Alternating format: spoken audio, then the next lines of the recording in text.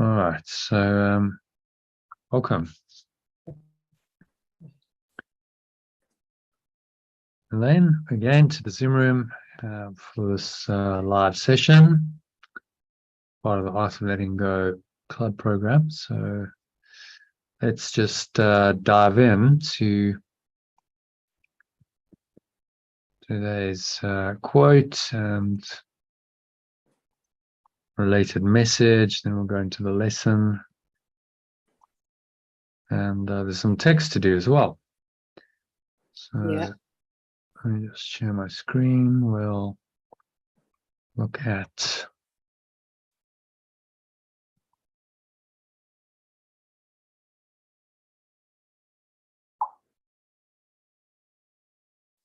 today's email.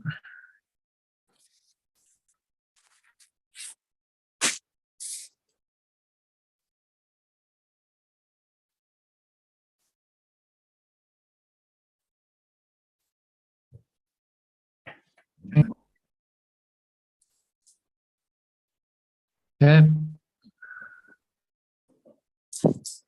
Can you see that okay?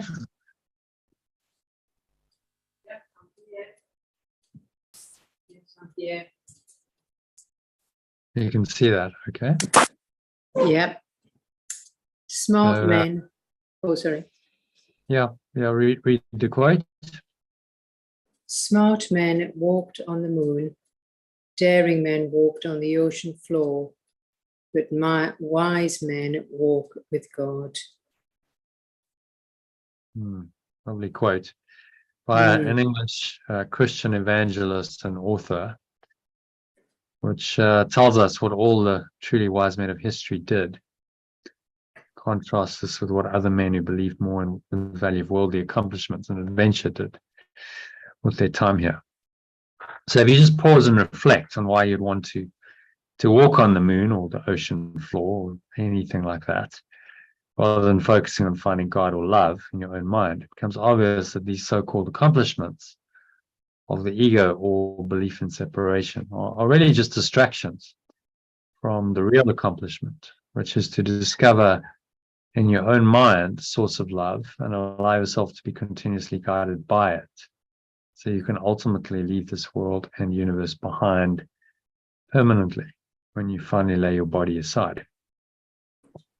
So these are just distractions. Your true task really as a human being and your only achievement of any real value is enlightenment, awakening, or as Yeshua calls it in his Course in Miracles, salvation.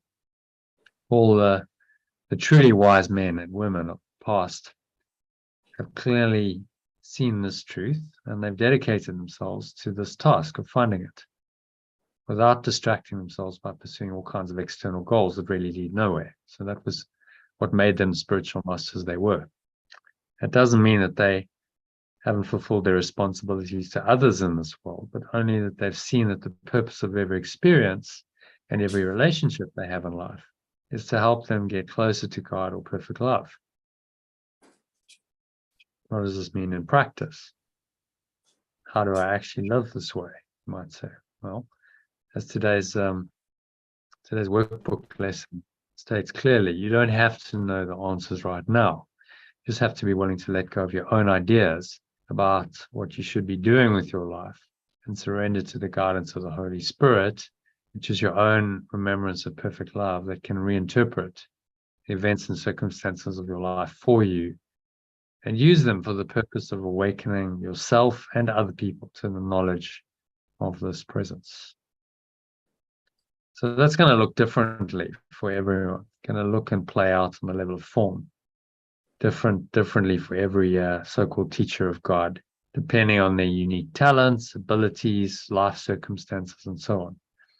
So the Holy Spirit can use your unique talents, abilities, and your whole life situation for the purpose of unfolding your higher purpose, which is to find God. In Course in Miracles terminology, this use of your unique talents, abilities, and life situation is called your special function.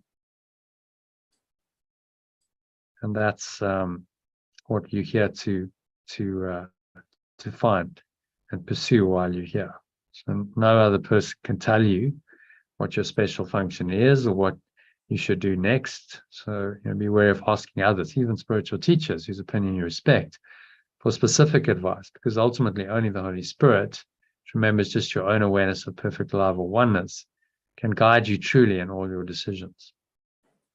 Therefore, a major part of this hero's journey undertaking by committing to loving your special function on earth is to learn to recognize the voice of the Holy Spirit or the awareness of love and listen only to its guidance about what you should be saying and doing in every situation, because it has the unique ability to reinterpret every situation from a perspective of perfect oneness and tell you how you should respond to each one from this perspective only. So it's really the only guide that can help you live an inspired life in this world while staying connected to the transcendent world or reality that all the great spiritual teachers have spoken about, and not allowing the values of this world to dictate your thoughts, words, and actions. It's also the only guide that can help you respond perfectly to any seeming problem or crisis, as it knows exactly what you're capable of doing to heal the underlying problem, which is always a belief in separation by the ego part of your mind. So it knows. So in case you hadn't noticed, the world is in something of a crisis at the moment, and honestly, it always has been. You've got the seemingly normal threats we've got used to over the years, the rapid destruction, pollution of the natural environment that sustains life on this planet. That's just part of the course. Global warming, temperatures in Europe this year are again soaring after the hottest summer on record last year. The threat of a nuclear war, if the war in the Ukraine escalates, global pandemics, we've just been through one, necessitating mass vaccinations, and vaccines that haven't been properly clinically trialed, and then artificial intelligence that Elon Musk has said is a fundamental risk to the existence of human civilization, to quote him, to name just some of the more prominent recent apparent threats. So it's tempting, if you just looked at all of that, to go, well, humanity's goose is cooked. You lose hope, and you think that humanity is inevitably doomed to go the way of the dinosaur in the next century or two. But the crisis into which we've worked ourselves as a species over the last few thousand years, really, it's a culmination of several thousand years of human history, is a call and an opportunity to break through into a new level of awareness. The awareness of perfect love or oneness that is the Holy Spirit, because it's surely become obvious to anyone with even a half-open mind that the ego, which is just a belief in separation, has miscreated this world, and our seemingly separate identities as human beings with bodies, is really a complete disaster of the thought system. It produces only suffering, sickness, pain, death, and disaster for humanity and all other life on this planet. In other words, we no longer have the luxury of indulging the ego's thought system for another 1,000 years or so, because its destructive effects have become so apparent that we must change our collective mind quickly, or we perish as a species. So if you really ask yourself, could you have chosen a better time to be born? Could you have asked for a better time to be nudged by the universe to awaken and the crisis we're currently facing? And could you ask for a higher purpose for your life than to become a leader of this awakening by demonstrating it to everyone whose life you touch? And as Winston Churchill famously found his destiny in another time of crisis during World War II, when evil threatened to overwhelm the world, observed that to every person that comes in their lifetime. Do you want to actually, you read that, right? Mm-hmm. To every person that comes in their lifetime, that special moment when they are figuratively tapped on the shoulder and are offered a chance to do a very special thing, unique to them and fitted to their talents. What a tragedy if that moment finds them unprepared or unqualified for that which would have been their finest hour. Winston Churchill. That's actually adapted. The original quote was only in the masculine. So I just removed that because it applies to men and women equally. So, the question is, instead of holding your hands in despair and saying the world's a mess, and you see it as an opportunity to step up to this finest hour. Say, well, what's my calling at this time in history where seemingly humanity's destiny has been forged? Will we continue to survive? Will we find a sustainable way of living, or are we going to go towards self-destruction? Continue on the current track. So the only question is, well, what will you do about it? Will you allow only the Holy Spirit or the voice of oneness to guide you, or will you continue to live in a delusional hope that somehow your sense of being a separate self can guide you out of the mess that it's made? Those are the choices which each human being has to answer. So Yeshua's given us daily mind training lessons in the workbook, a comprehensive theoretical foundation in the text, to help us to step back from our egos and instead step up to listening to the guidance of this and only this voice. That's why we've got such a comprehensive mind training program to reorient us, to help us to start listening to the Holy Spirit and making the right choices. So there's a bonus meditation and discussion, which was about yesterday's lesson 155. If you want to listen to that, I can highly recommend it. We talked about the lesson. We talked about breath watching and meditation, and then we did the sin versus error section, which we did. Did we cover it yesterday? Yeah, we did. No, we didn't cover sin versus error, I don't think, because we didn't have time. So go and listen to that if you can. So we discussed that sections about how the idea of sin is really the foundation of the ego's thought system, but it can be undone by changing the status of every seeming sin to a mistake that needs correcting. This is the Holy Spirit's reinterpretation of the dream of separation and the sin, guilt, fear, and attack that are the inevitable consequences of separation, shown in this diagram. Let's go into the course manual and got that open. Yeah, there we go. So see that this shows you that sin and guilt underpin the individual identity of the ego. This is the guilt for the apparent sin of destroying pure formless awareness of perfect love, and then that requires punishment. So then we have this irrational, false fear of punishment, a false expectation of punishment appearing real, and then we have to invent a fearful, wrathful, vengeful God. An attack seems real, and we're really in a very destructive thought system, and that just comes about because of one tiny made idea of separation. It's not true. So this illustrates it quite well.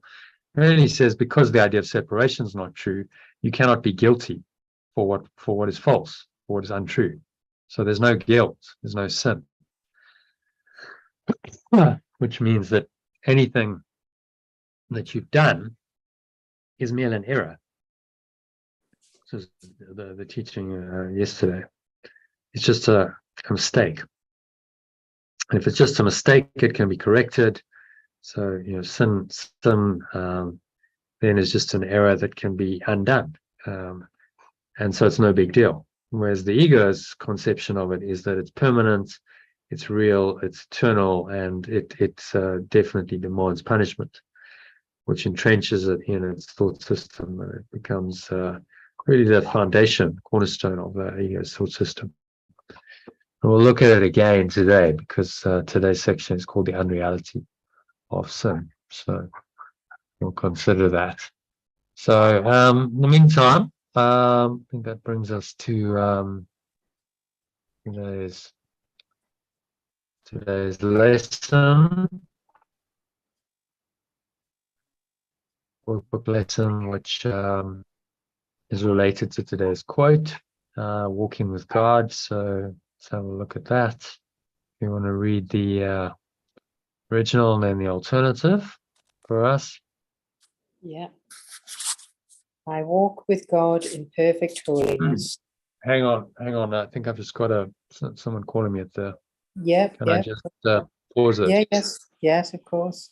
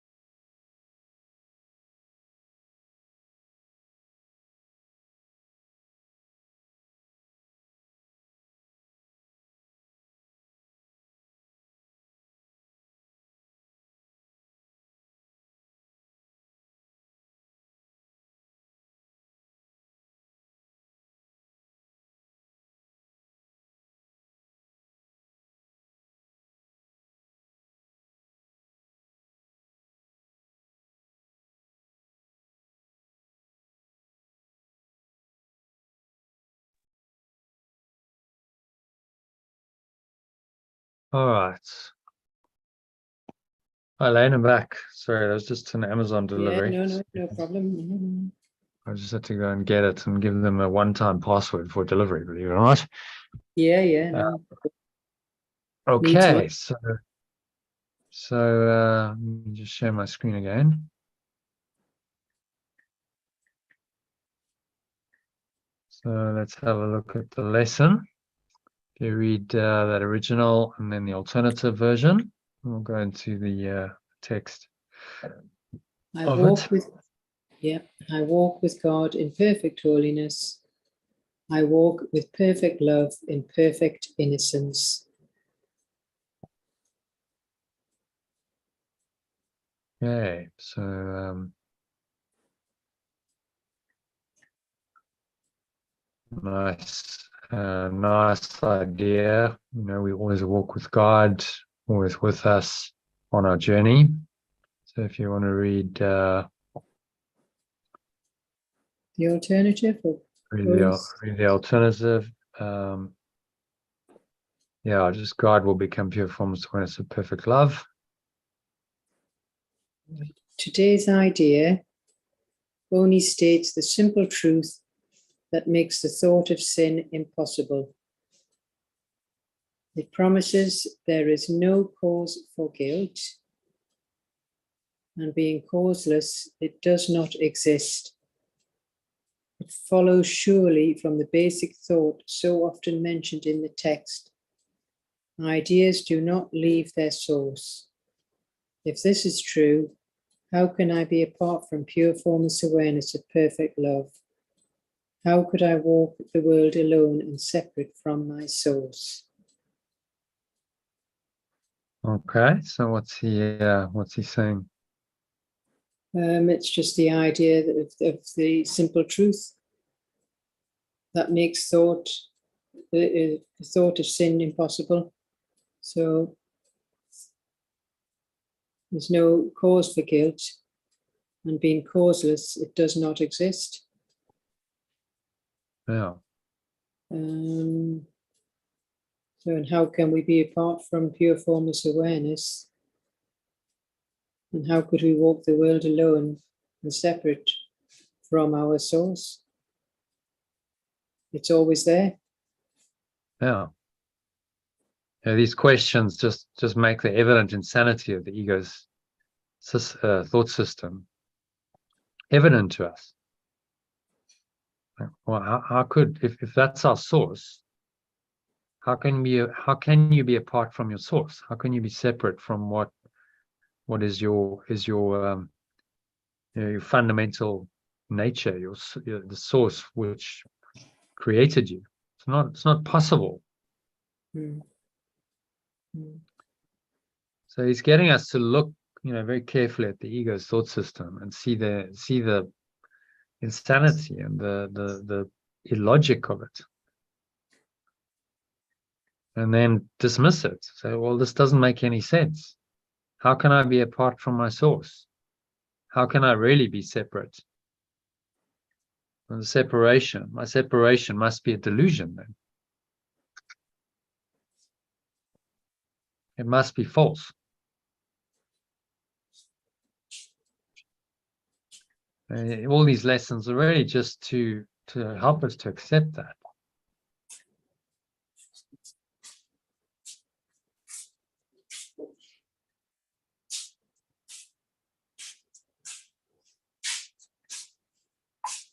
There's no cause for guilt.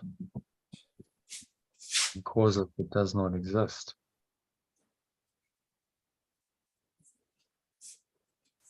Right? There's no cause for guilt. Why? Because separation isn't true. Separation is not real. Let's have a look at let's have a look at that one. Let's have a look at that. So there's no cause for guilt because there is no separation. So if there's no separation, how can you be guilty for doing something you never did? You couldn't actually separate from your source. It's not possible. We just thought we did. Mm. You see where the idea of illusion comes from. Yeah. It's just false. It's a thought, a belief system, and various thoughts and emotions that come from that, like fear, attack, anger, hatred, accusation, blame. But it's all false, based on an idea that's not possible. You can't separate from the source. And that's all that Yeshua is asking us to see. Not possible. So therefore, guilt is not justified. There is no cause. And so how can you be guilty? How can you be sinful? There's no cause for it. And that's the reinterpretation of the ego's dream of sin and guilt and fear and attack and hatred and everything else by the Holy Spirit. Bless you. Okay, so happy to move on to number 2. Yes. Yeshua is totally consistent in the thoughts that he presents in this curriculum. Truth must be true throughout if it is true. It cannot contradict itself, nor be uncertain in parts and in others sure. I cannot walk the world apart from perfect love because I cannot be without it. It is what my life is. Where am I? It is. There is one life. That life I share with it. Nothing can be apart from it and live. Yeah, so what's he saying there in summary? Well, the truth must be true throughout, and it cannot contradict itself, nor be uncertain in parts, and in others sure. It is just, I cannot walk alone, and we can't walk alone, and we can't walk without it. It is what life is, what I am. It's just the one life, and that's it. And the life that I share with it. Nothing can be apart from it and live. Yeah, we would have no life without it. It's the very source of of our life, of our being. It would seem to be a self-evident truth, wouldn't it? You go, well, how is it that I have life? How is that I have any kind of awareness whatsoever? What gives me that? It would seem to be self-evident that there must be, a source of that life. That is the source of your being and of your awareness. But our minds have cut themselves off from that. This is the bizarre situation the ego's put us in. Cut us off from the source of our very life. And now we're living in a thought system that is seemingly divorced from that awareness, and that is has all kinds of other thoughts going on, which would seem to deny that that awareness, which seem to believe in death and sickness and everything else that we encounter in this world that is negative or negative. It's negative of life. The ego is a negative system because it negates the very life that we are, and so it's life destructive, which is why everything that is created is miscreated. It dies because in the end it can't sustain within that false thought system. It doesn't really die. You see, it only dies on the level of form within the ego system, because the mind itself can't die. But within the ego's construct, that seems to be perishable.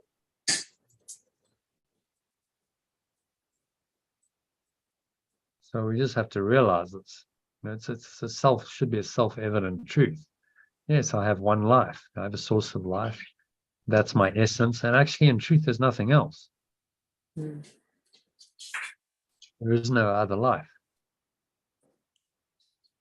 And surely that life must be my source then. And anything else that seems to contradict it must be delusional. Just the simple logic, that he's trying to teach us through these lessons. Okay, so happy with number 2? Yes. Moving on to number 3 then. Not much to translate except holiness that will become pure formless awareness. Yet where it is, there must be innocence as well as life. Everything that lives shares in all its attributes.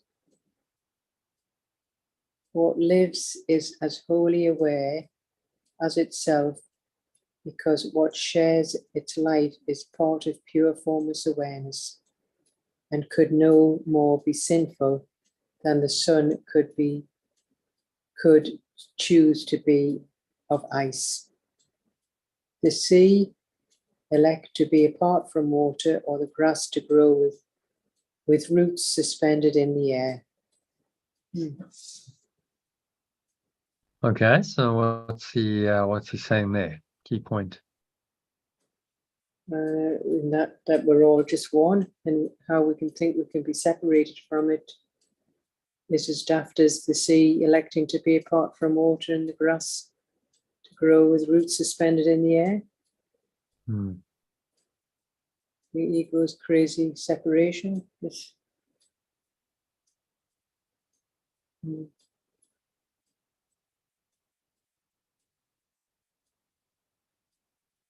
Yeah, by drawing these parallels, these analogies with things we understand on the physical level.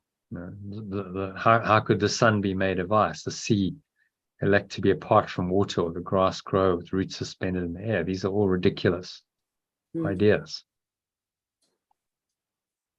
And yet this is the depth of madness, thinking that we've entertained, thinking that we somehow are separate from our source.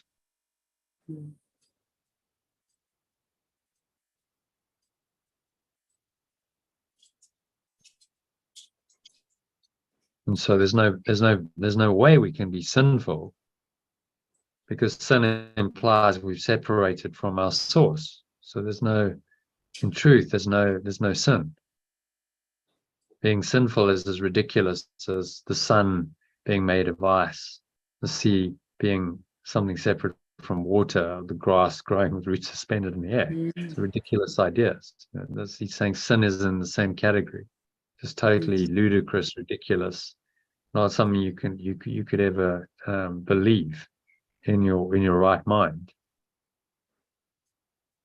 It's irrespective of the appearances. So sin has now become entrenched in our world, and we seem to see its effects, and then we judge them as real. But we forget that the logic behind sin is insane and will never make any sense, irrespective of what appearances of sin seem to be shown to us.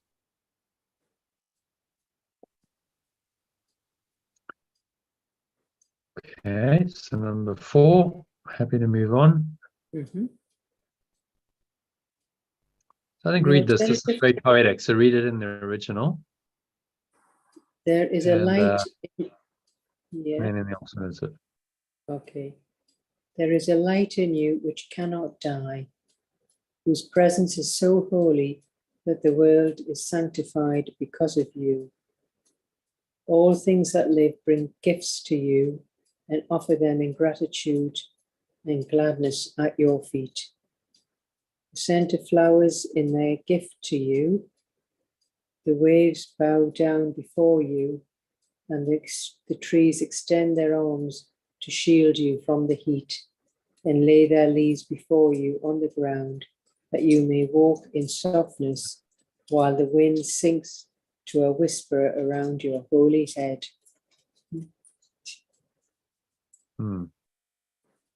Very poetic, isn't it? He does know how to write good. It's not actually poetry; it's prose, but it's poetic prose.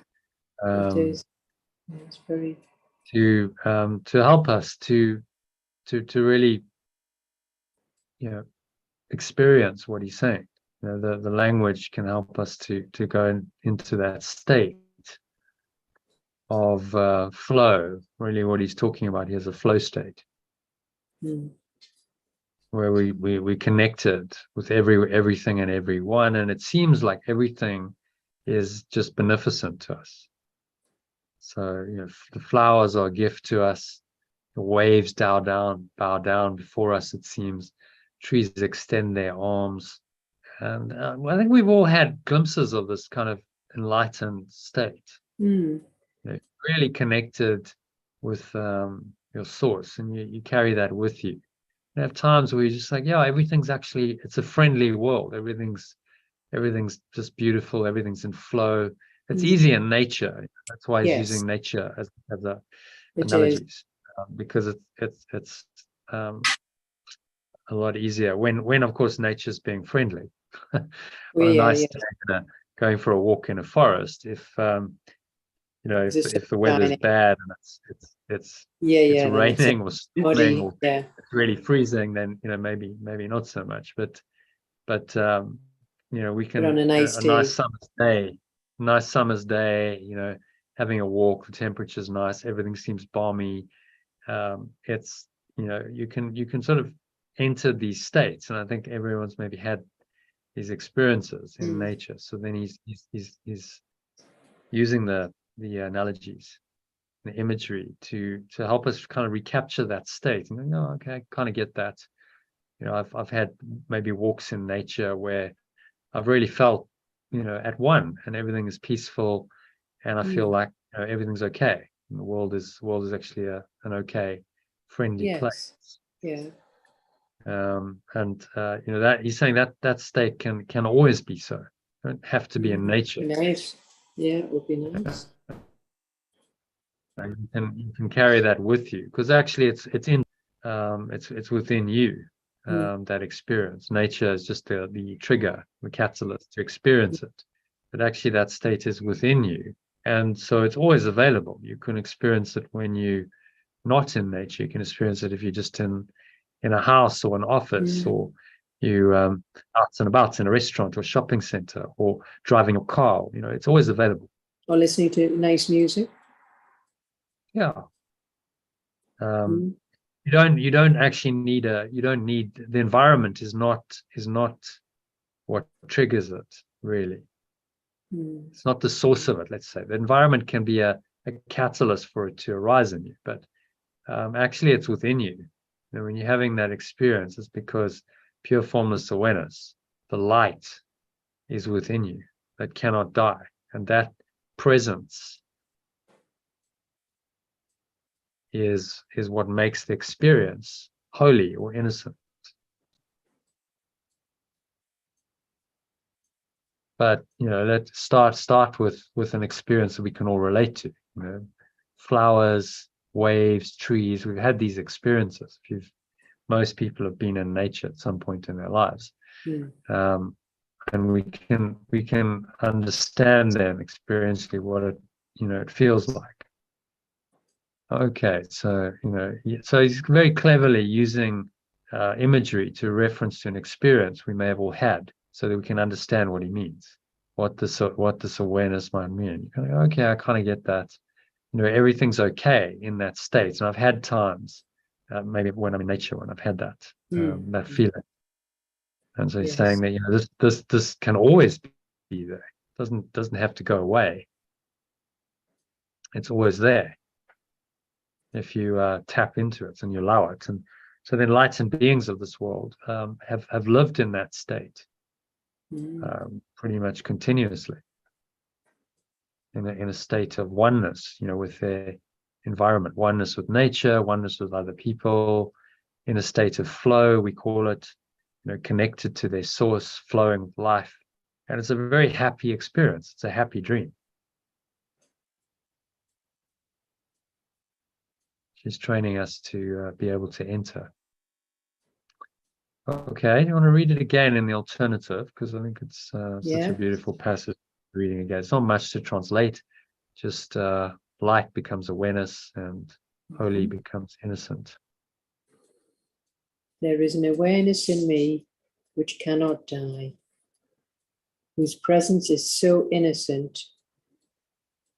Is it I? What was that? Oh, sorry. Yeah. Oh, it's the cursor. Sorry. Innocent, that the world is sanctified because of me. All things that live bring gifts to me and offer them in gratitude and gladness at my feet. The scent of flowers is their gift to me. The waves bow down before me, and the trees extend their arms to shield me from the heat and lay their leaves before me on the ground, so that I may walk in softness while the wind sinks to a whisper around my innocent head. Yeah. Very nice. So the imagery is just, it's designed to take us into a state where we can experience what he's talking about, and feel the presence of love. And it's soft, it's gentle, everything's smooth, it's flowing. All the jagged edges of life have been taken off. and everything seems to be beneficent. Everything seems to be helpful. I think we've all had times, maybe quite rare for some people, where we've experienced that. I'm in tune with everything. Life is friendly. The universe is a friendly place, and I'm in flow with it. I'm in tune with it. I'm not fighting it. Yeah. And that's the state he's trying to help us to access always. So we could always be in that state. It's a flow state. This is being miracle minded. The miracle is being in that state. So you're still perceiving the world, but you're perceiving it from a right-minded point of view.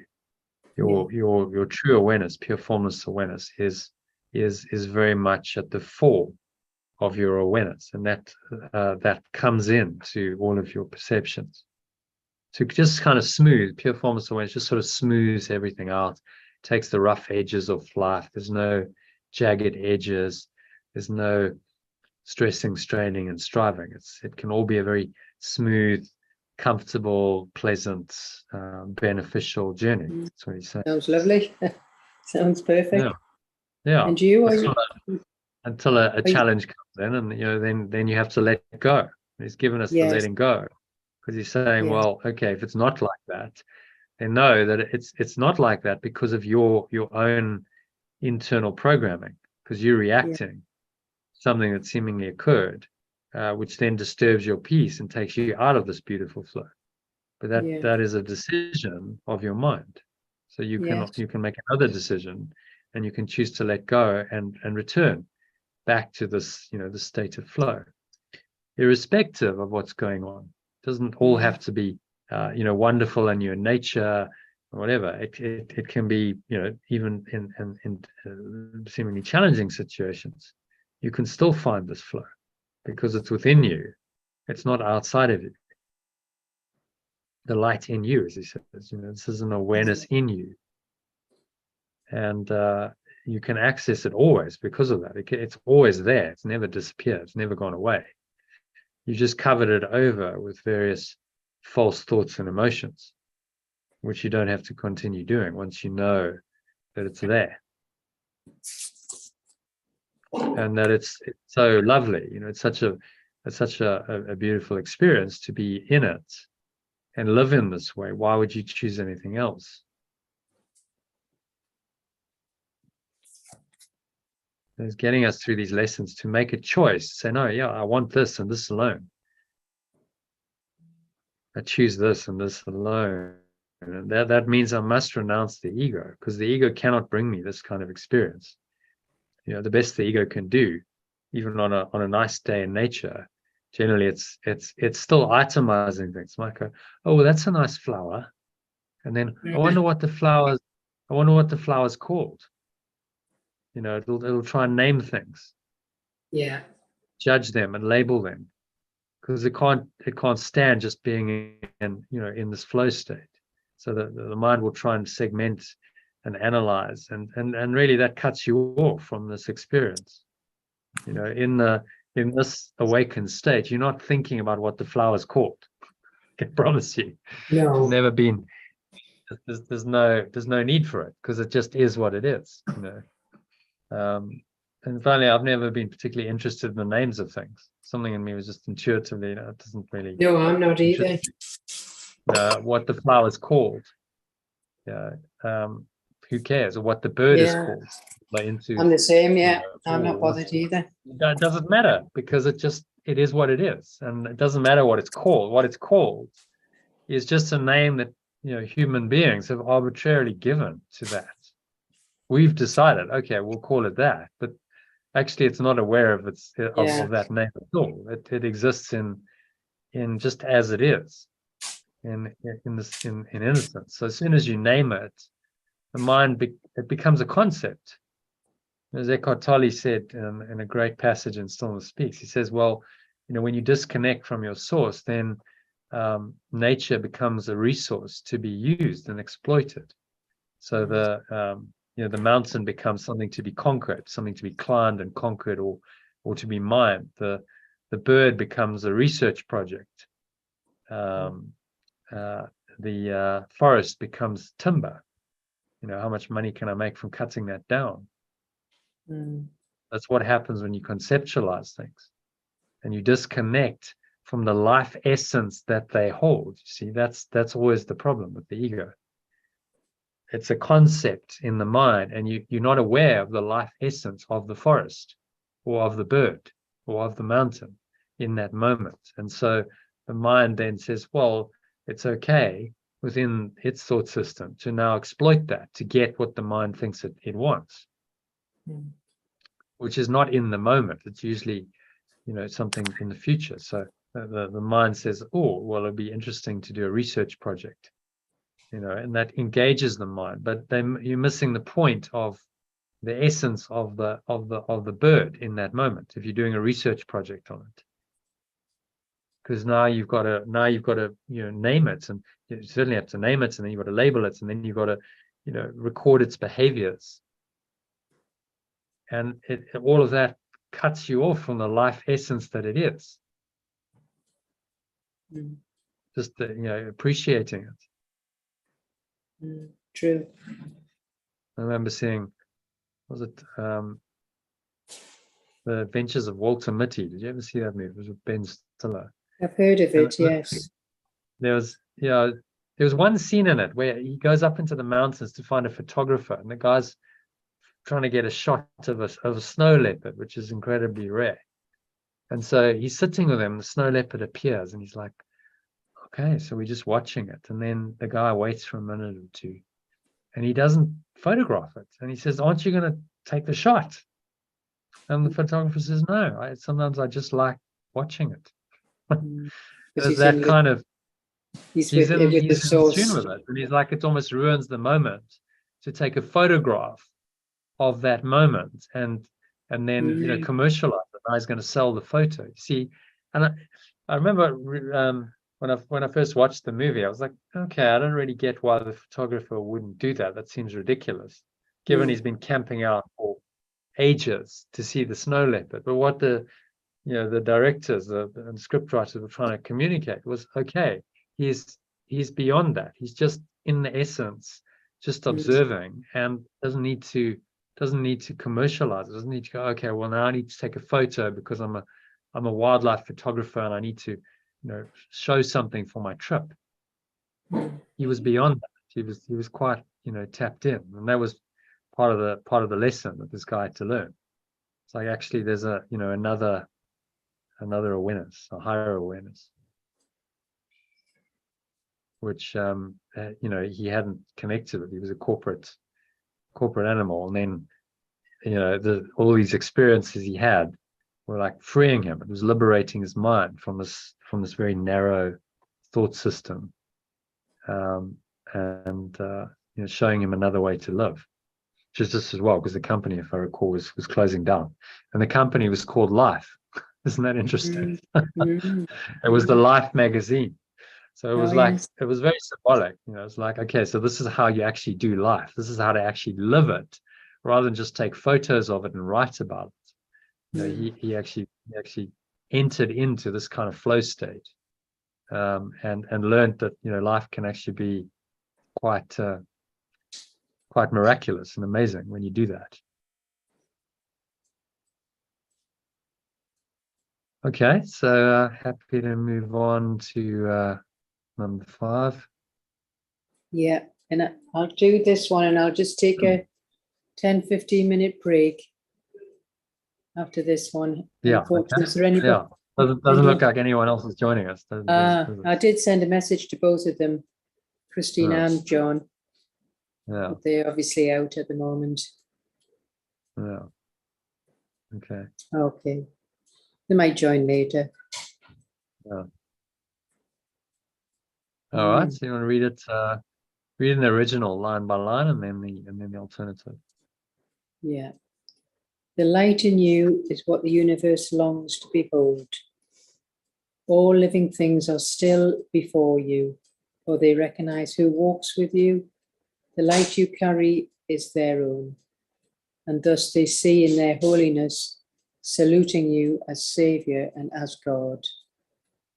Accept their reverence, for it is due to holiness itself. which walks with you, transforming in its gentle light all things unto its likeness and its purity.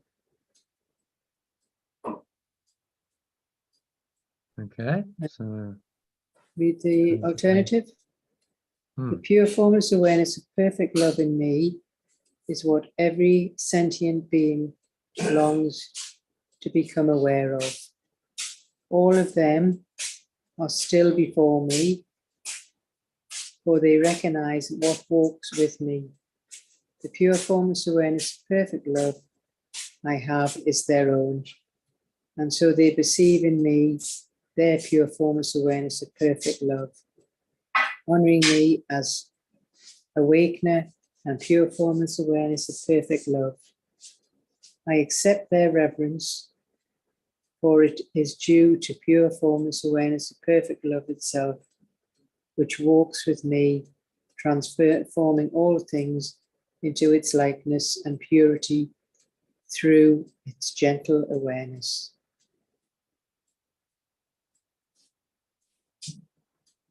well, any thoughts on that?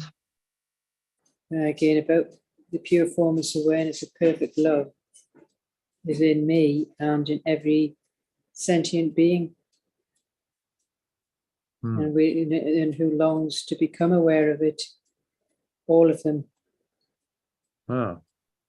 You see that with animals, don't you? It's quite interesting how animals seem to resonate with some people and not with others. Yes, that is interesting. So if someone's quite in flow, and they've got a lot of connection to source, then animals seem to like to hang around them. They resonate with that energy. Yeah, and if someone's very disconnected. Disconnected from that, then animals will sense that and they will have an adverse reaction.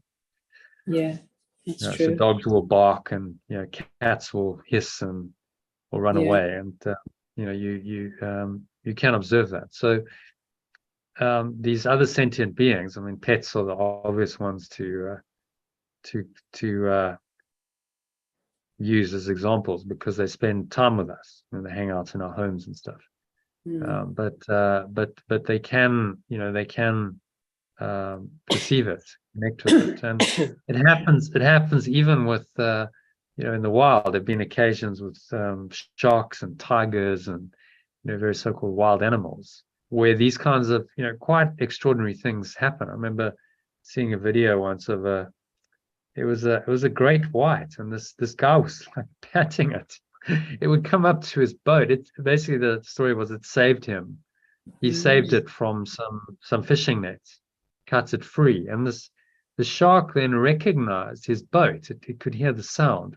Whenever he went out, it would find him and would come for a little cuddle. Oh, basically. And so there's a picture of him with this great white, and its snout up, and he's like giving it a stroke on the nose. Like nice. inches away from these razor sharp teeth that could just take his whole arm off. Because it's actually there's love there. Interesting Lovely, thing. yeah. So we think of animals as, oh well, they're all just especially things like sharks and stuff. They're wild and they're always aggressive, but the truth is they're not always. No.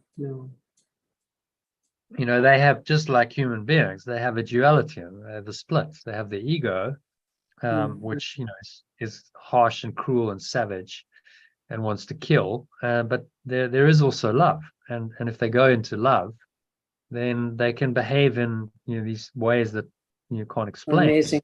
Yeah. To the ego's thought system. And there's many instances of that. We can see an elephant and maybe a tiger become friends. So these kinds of, I remember one thing also weird. There was a lamb. It wasn't a lamb, it was a buck. It was a little deer. A palo or something like that. I think it was in Africa. And this lioness took a shine to this and actually kind of was rearing it and licking it and like becoming a mother to it. And you're like, okay, so the program says the lioness should eat that thing because it's prey. but there was another awareness that came in that overrode that the lioness actually wanted to help it and nurture it. Very interesting. So these do happen, and all sentient beings, because they have this awareness, have access to it, and it can shine through in any moment. As humans, we have the capacity, because we have conscious choice.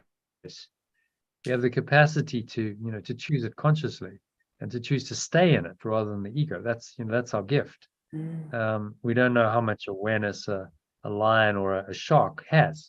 How much choice do they really have? It appears like a lot of the time they're programmed.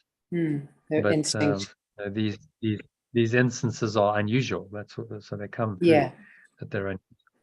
But we have the capacity to choose consciously to stay in this awareness, and to understand what it is. We've got the ability to understand conceptually what this pure formless awareness of perfect love may be, and choose it, which is our great gift as humans, to be able to do that. We also have the capacity to deny it completely and entertain all kinds of illusions, as we've seen, because our minds are powerful.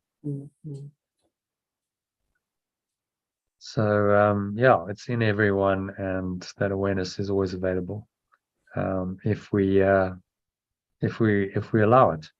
Walks with me, transforming all things into its likeness and its purity through its gentle awareness. So this is the flow state, being in unity consciousness, which every enlightened being has talked about. Being in this state. It's a lovely state to be in. You're in the world, but you're not of the world.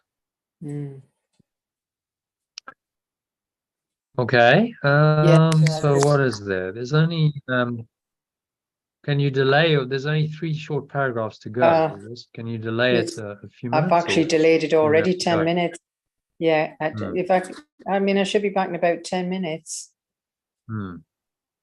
Okay, I'll take a break. We'll take a break, and we'll and resume on it in 10 minutes. Should we say 7:30? Yeah, 7. Yeah. Okay. See you shortly. See you now. Bye then. All right, so we'll take a quick break, and we'll be back shortly.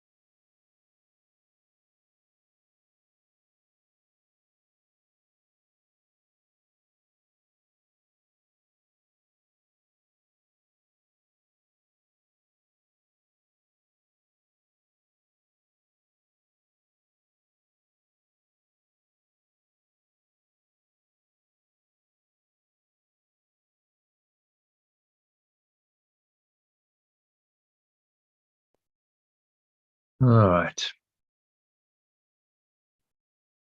Hi, Elaine, are you back?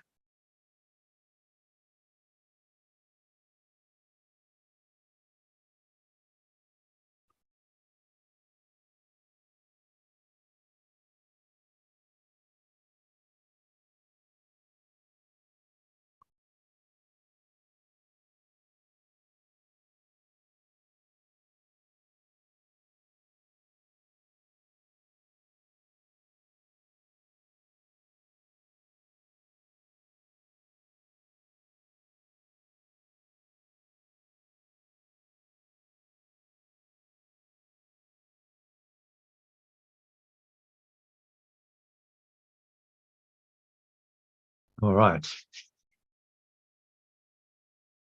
So I'm just going to carry on.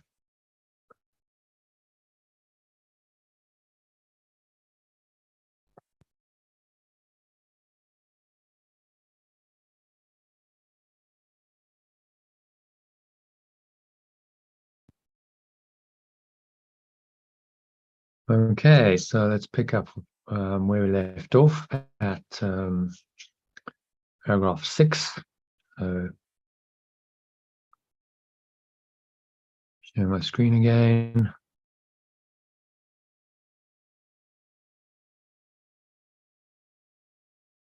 So paragraph 6, this is the way salvation works. This is the way awakening works. As you step back, the light in you steps forward and encompasses the world. As I step back, pure formless awareness in me steps forward and encompasses the world. It does not herald the end of sin and punishment and death and lightness and laughter. Sin is gone because I perceive its quaint absurdity. It is a foolish thought, a silly dream, not frightening at all. Ridiculous, perhaps, but who would waste an instant in approaching pure formless awareness of perfect love itself because of such a senseless whim?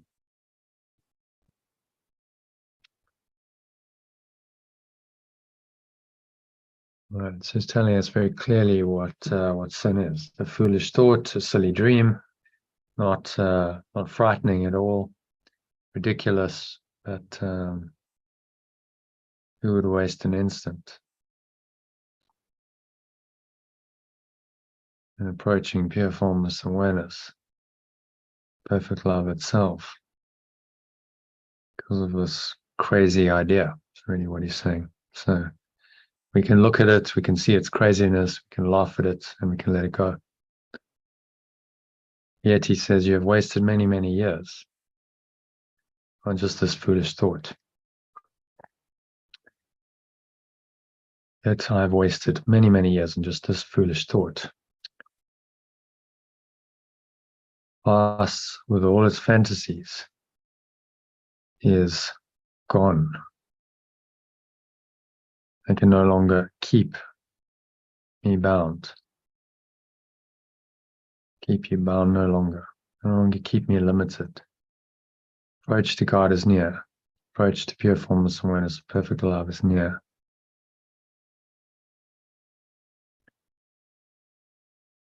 And in the little interval of doubt that still remains, I may perhaps lose sight of my companion and mistake it for the senseless ancient dream that is now over. So the companion is the Holy Spirit, remembrance of perfect love. So I might still doubt a little bit. I may perhaps lose sight of this companion. May lose maybe awareness would be better. May lose awareness.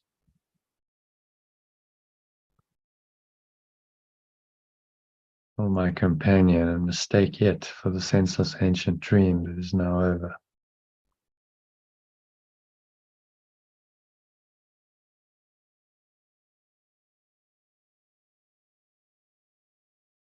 So to counter that doubt, We can ask, who walks with me? Who walks with me?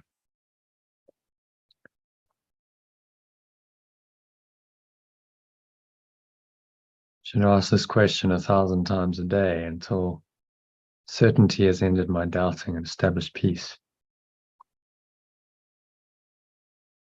Today I let doubt go.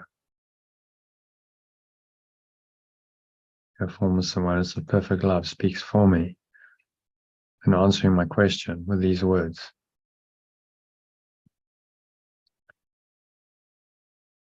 I walk with perfect love and perfect innocence. I free the world, my mind, and all the mind which perfect love extends as one with me.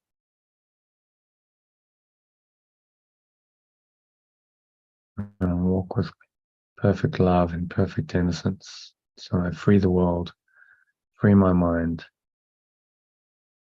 and all the minds which perfect love extends as one with me.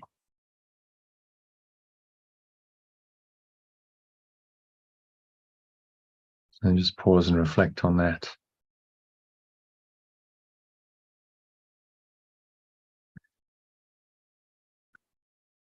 And so we have a personalized executive summary, which is a few paragraphs. So I'll read that to you.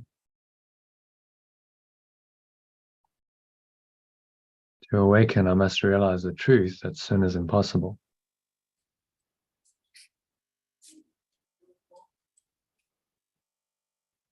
This truth assures me that there is no reason for guilt, because guilt lacks a cause, and therefore does not truly exist.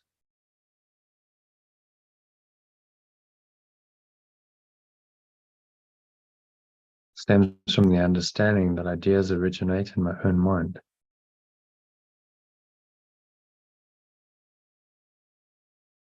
How can I ever be apart from my source?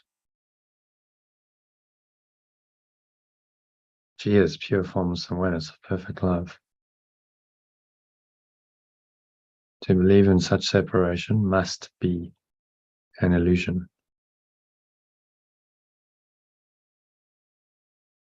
So reiterating, it's not possible to be separate from our source. It can only be a delusion to think so. If the truth is true, it must be consistently true. I cannot walk this world separate from perfect love because it is the essence of my being. Wherever I am, it is. One life unites us all. And I share this life with perfect love.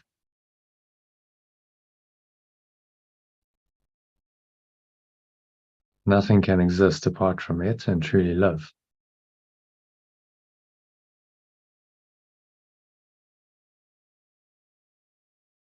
And the reality of perfect love, innocence accompanies life itself. Everything it loves has the qualities of pure formless awareness. Just as the sun cannot choose to be made of ice or the sea to be separate from water, no living beings can be sinful because they are inherently innocent and wholly aware.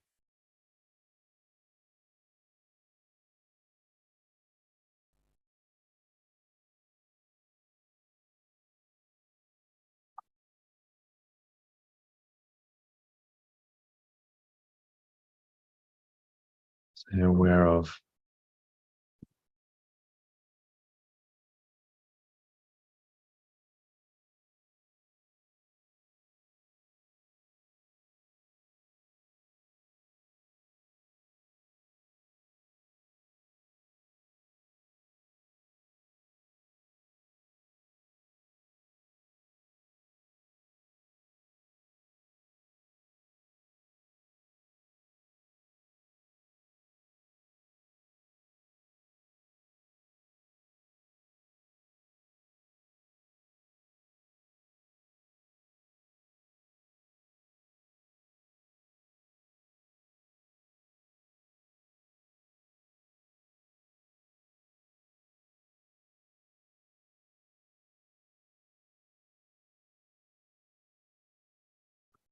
where their source, which is pure formless awareness of perfect love.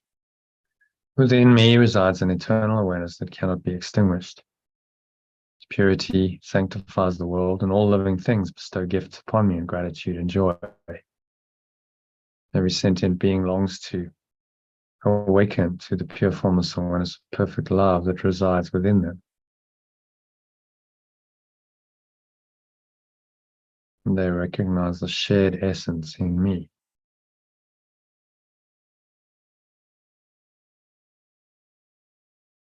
Awakening unfolds as I step back, allowing the pure formless awareness in me to expand and encompass the world. This transformation is not a punishment, but it dispels sin through laughter and lightness.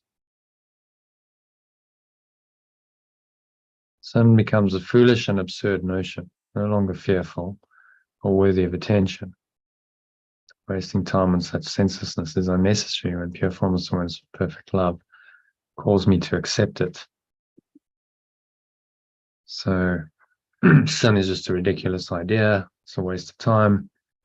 And we can just accept our true nature as pure formless awareness of perfect love, which calls us to accept it fully back into our minds, into our hearts.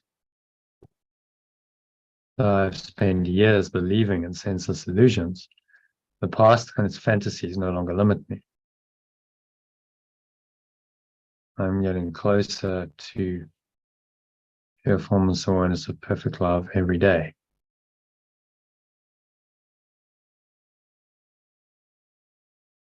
Yet I may still doubt this and momentarily lose sight of my eternal companion, mistaking it for the tired old dream of separation.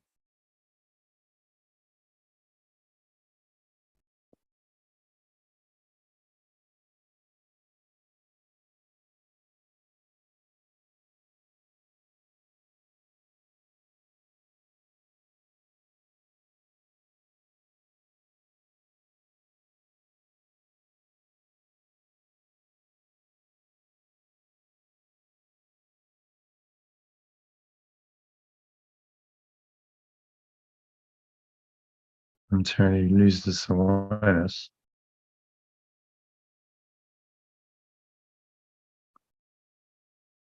So to dispel such doubts, I repeatedly ask, who walks with me?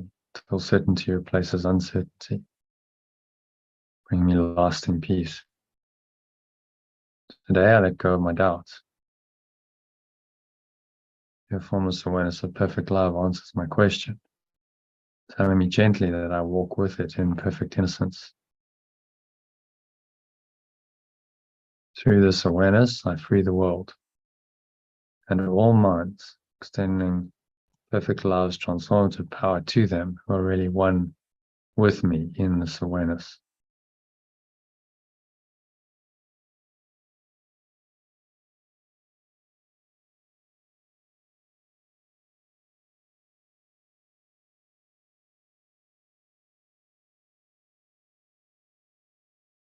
So a call to back to our source, back to truth.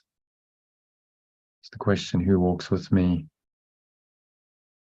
Invites the presence of pure formless awareness of perfect love to answer the question. It tells me gently that I walk with it in perfect innocence. By staying in this awareness, I free the world and all minds, extending its perfect love's transformative power to them who are really one with me in this awareness. So I become the extender of it, the agent of it in this world. Help others to find it, to live through it, through my example.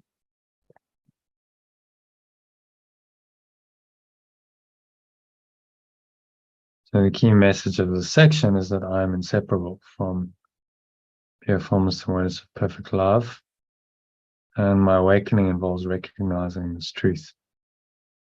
Sin and guilt are illusions, and by embracing innocence and letting go of doubt, I walk with perfect love,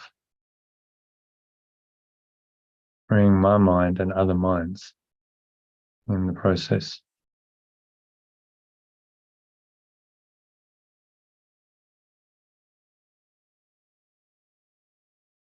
And so it is.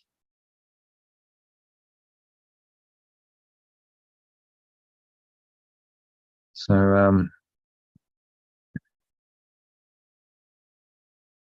let's have a look at meditation, I think, on this. So let's see if I can get Elaine back. I'm here.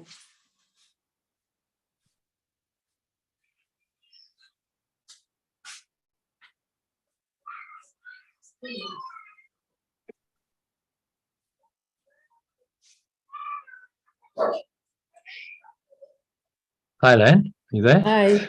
Yeah, I was listening to you there. Oh, were you? Okay. Yeah. Sorry, I had myself just realized I had my thing on my speaker on. Okay, so do you want to do a meditation on this? Yeah, could do, yeah. Okay. Mm-hmm. All right, so let's do that. Yeah.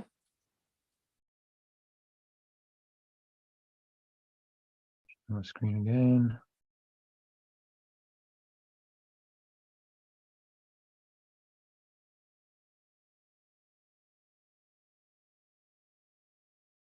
Okay, and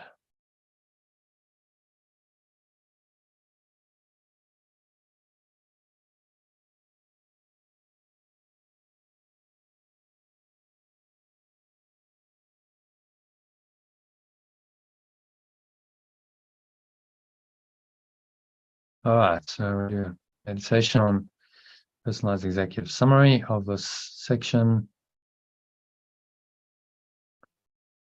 So just making yourself comfortable. Just lesson 156.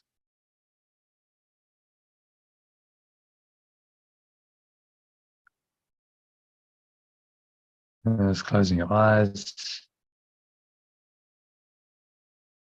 Take a nice deep breath in through the nose.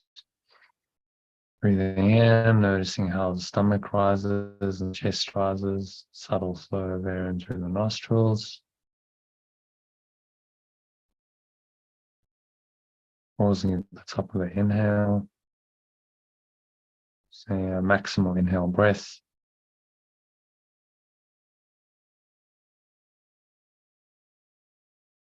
So scan your mind, notice any thoughts, any emotions, any related body sensations going on, particularly anything that feels negative, limiting, contracted, constricting in any way.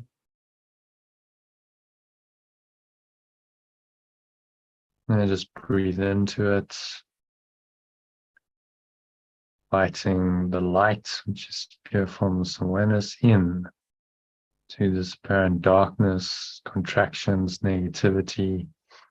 Breathe it in to every pore, every cell, every muscle of your body, every part of your mind, every fiber of your being is in the light of this awareness.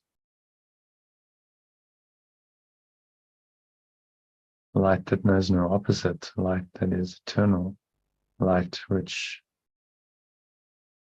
shines away all darkness. So just let go of whatever is troubling you. Just exhale, blow it out.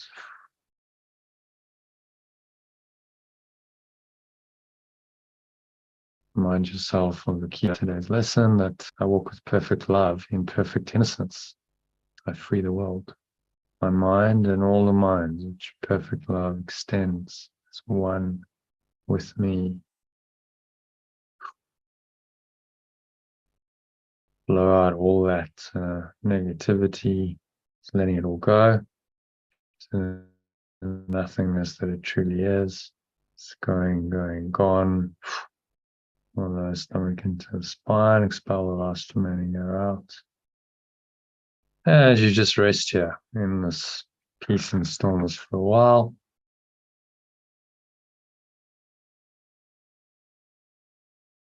Nowhere else to go, nothing else to do.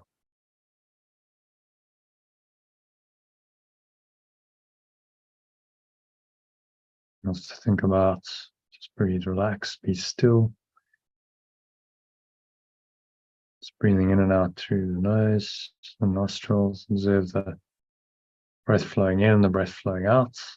Stomach rising, stomach falling.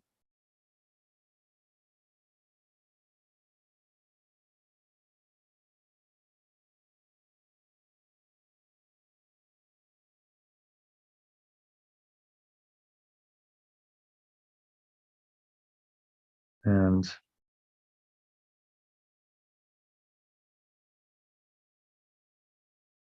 let's listen to these words.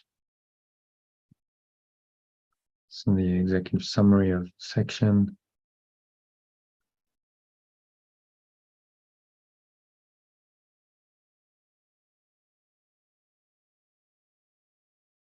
You're going to breathe in through the nose as you listen to me speaking. And you're going to exhale out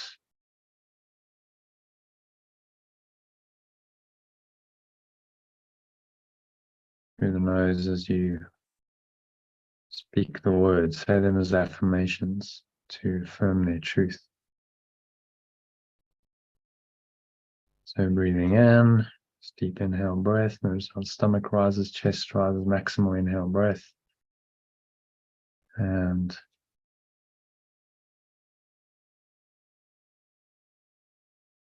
listen to these words. Summary of section of lesson 156. To awaken.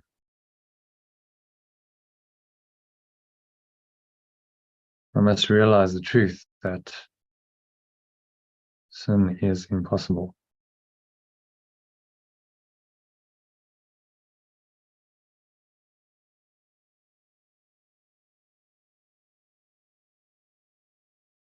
Exhale as you speak those words. Breathing in again. And this truth assures me that there is no reason for guilt. Exhale as you speak those words. Breathe in again, nice deep inhale breath. Because guilt lacks a cause and therefore does not truly exist. There is no cause for guilt because there is no separation. The idea of separation is unreal.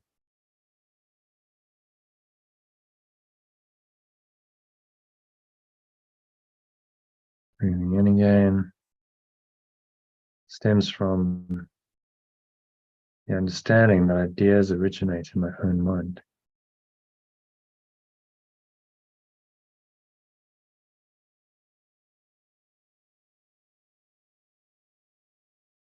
Breathing in again. How can I ever be apart from my source, which is pure formless awareness, perfect love? Exhale as you repeat those words. How can I ever be apart from it? How indeed? It's not possible. So what Yeshua's is trying to teach us. Breathing in again. And believe in such separation must be an illusion. Exhale as you speak that. So by affirming these words, you're affirming the truth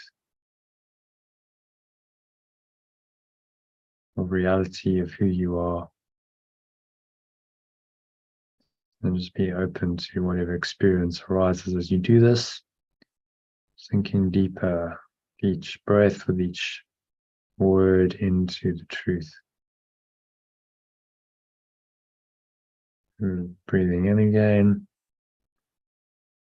and out as you speak. I'll just remind you that every now and then, not every sentence. I just get into the rhythm of breathing in as I speak and exhaling out through your nose as you speak automatically. So if the truth is true, it must be consistently true. Breathe in again. Cannot walk this world separate from perfect love.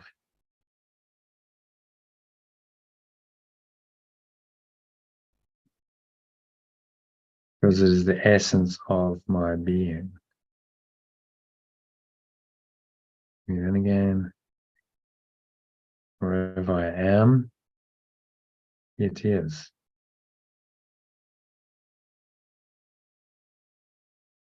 Feel the presence of this enormous power.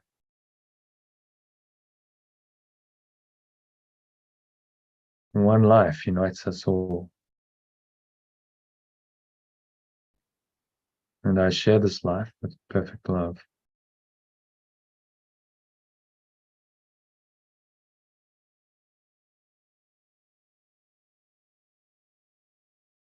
Nothing can exist apart from it and truly love.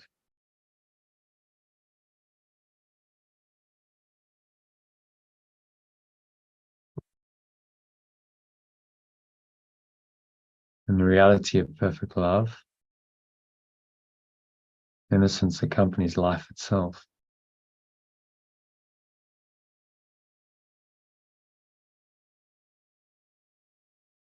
Everything that lives has the qualities of pure formless awareness. And then again. So the sun cannot choose to be made of ice or the sea to be separate from water. No living beings can be sinful because they are inherently innocent. And no living beings can be sinful because they are inherently innocent and aware of their source.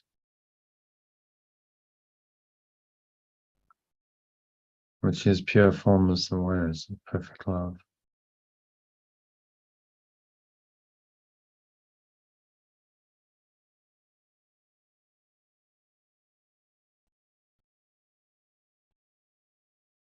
Breathing in again. And within me resides an eternal awareness. Cannot be extinguished.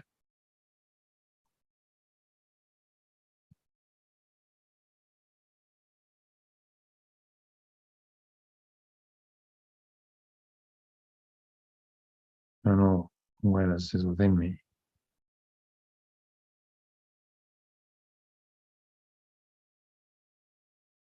Can never be extinguished.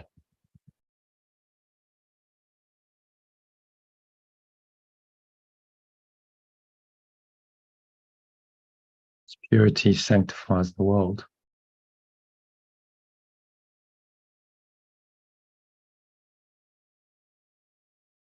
And all living things bestow gifts upon me, and gratitude and joy.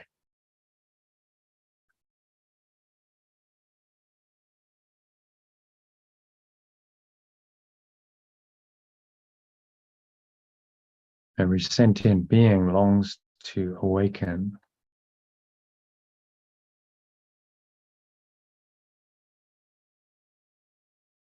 to the pure formless awareness of perfect love.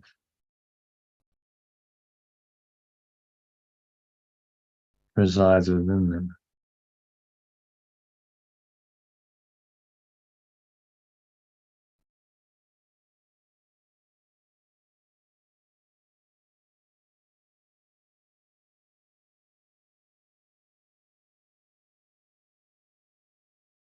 And I recognize this shared essence in me.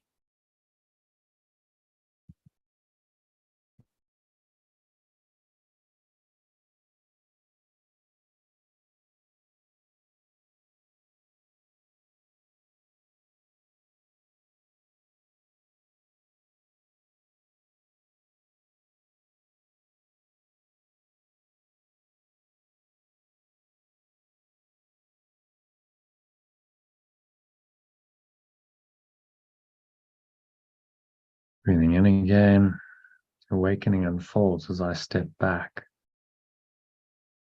allowing the formless awareness in me to expand and encompass the world.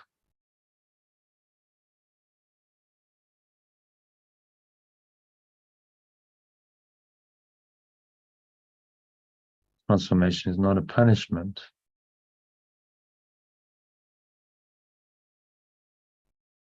but it dispels sin through laughter and lightness.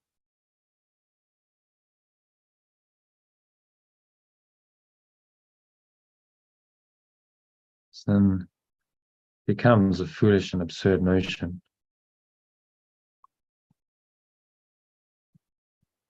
To me, no longer fearful or worthy of any attention.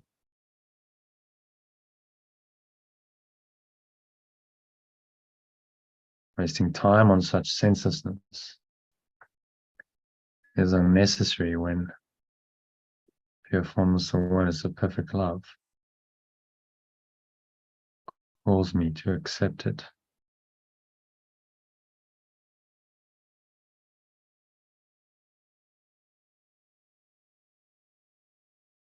Breathing in again. I spent years believing in senseless illusions.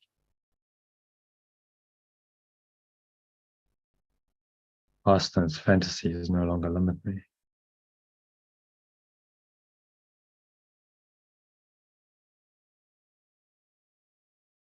I'm getting closer to pure formless awareness, perfect love every day.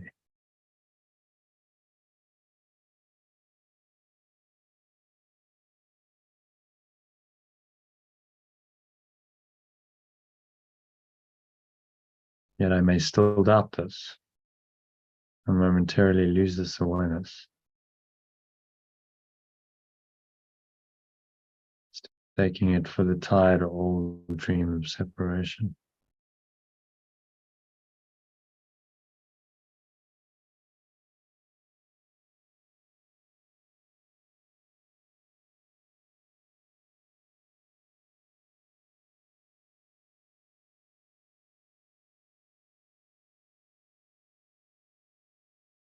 Breathing in again. To dispel such doubts, I repeatedly ask, who walks with me? Who walks with me? Until certainty replaces uncertainty.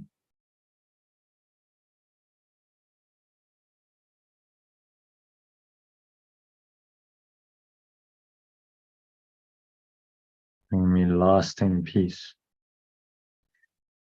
So breathe in this peace. Breathe it into every pore of your body, every cell, every muscle, every part of your mind. Every fiber of your being is in the peace. Peace of God, it's being called, it surpasses all understanding.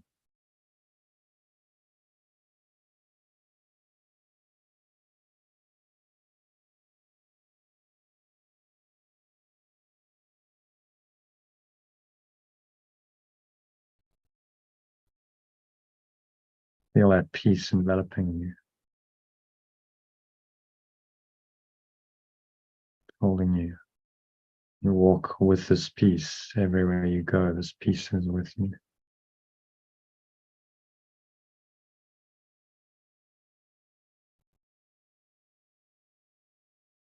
So today, say, I let go of my doubts. Any doubts that this peace is there, that there's really only eternal peace.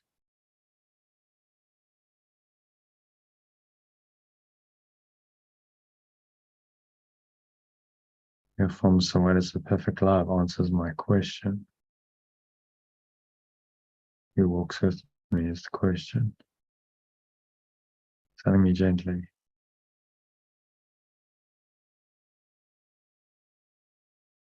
I walk with it in perfect innocence.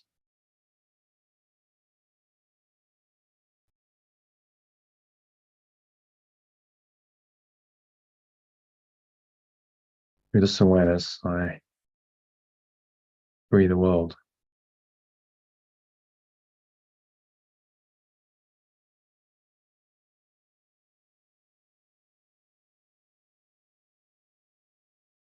and all minds.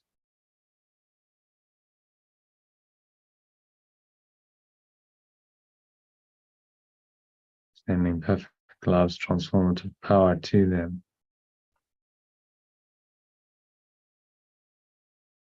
You're really one with me in this awareness. Have a sense of breathing it in to every pore, every cell, every muscle of your body, every part of your mind, every fiber of your being, this deep peace, contentment, quietness, stillness.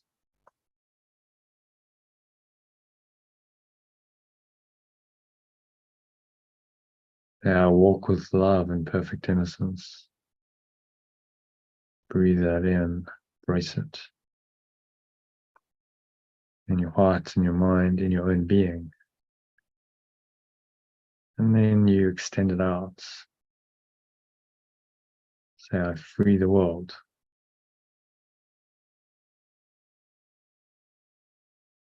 My mind and all the minds which perfect love extends as one with me.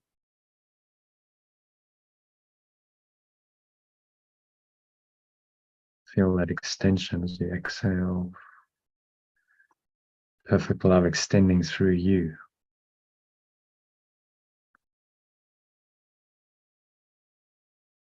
As you, through you, to all minds. Recognition that there aren't really many minds, there's only one mind. And it's all the same.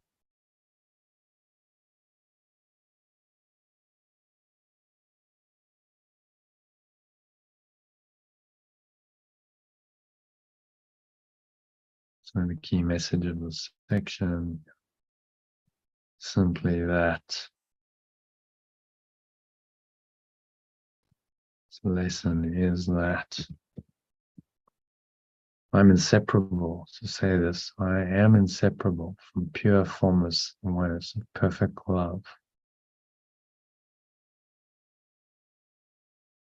And my awakening involves recognizing this truth. It's all, when I'm inseparable from it, it is mine.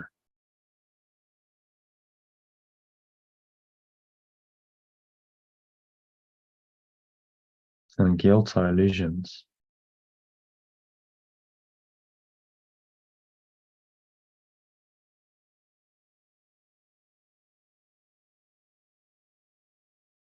By embracing innocence and letting go of doubt, I walk with perfect love.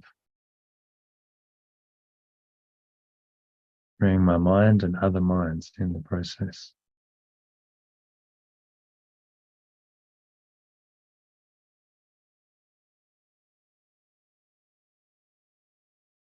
And so just for a couple of minutes, just sink into the awareness that this lesson points to, the deeper awareness of pure formless awareness, an innocent whole awareness, which is you.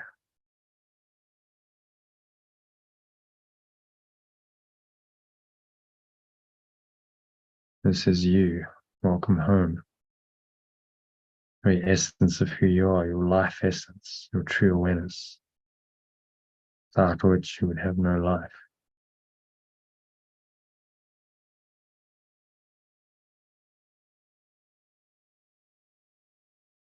And breathe in and out through the nose, relax, be still.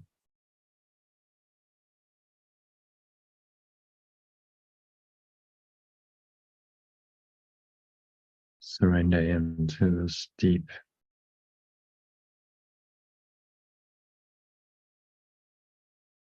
peace and stillness.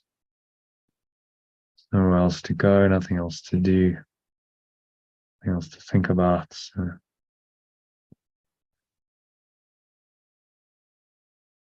really relax, be still, and surrender into that stillness, quietness, eternal peace of pure formless awareness.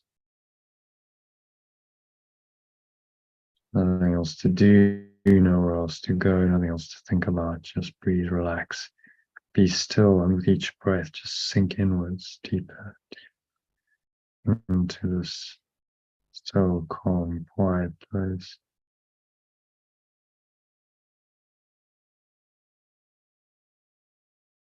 So it is.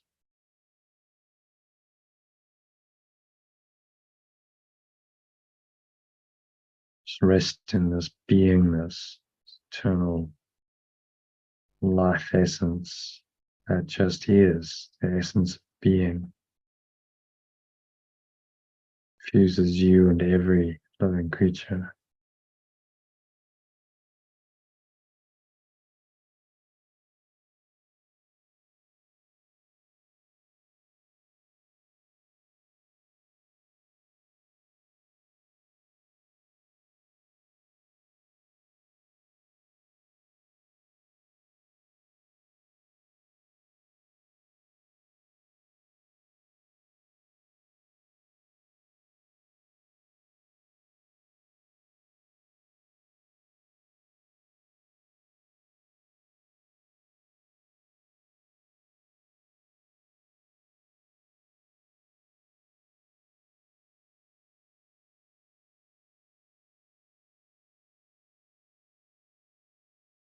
So have any thoughts come up, seemingly disturb your peace, just remind yourself that I will not doubt today, rather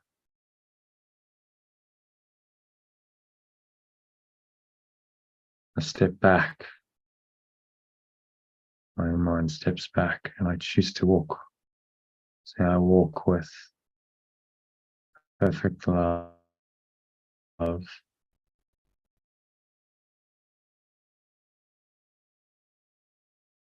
I walk with perfect love and perfect innocence. Free the world, I free my mind and all the minds which perfect love extends as one with me.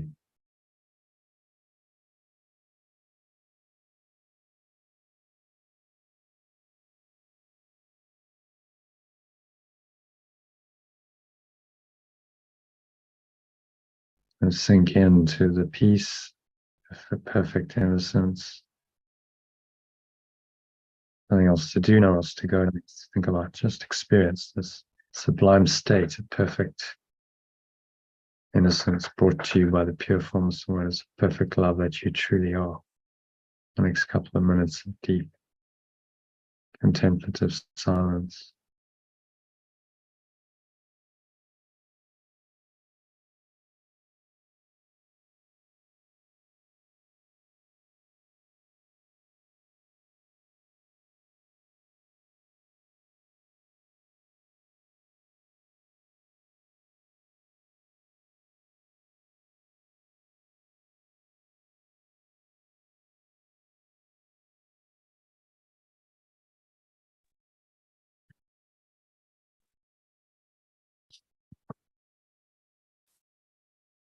Hi.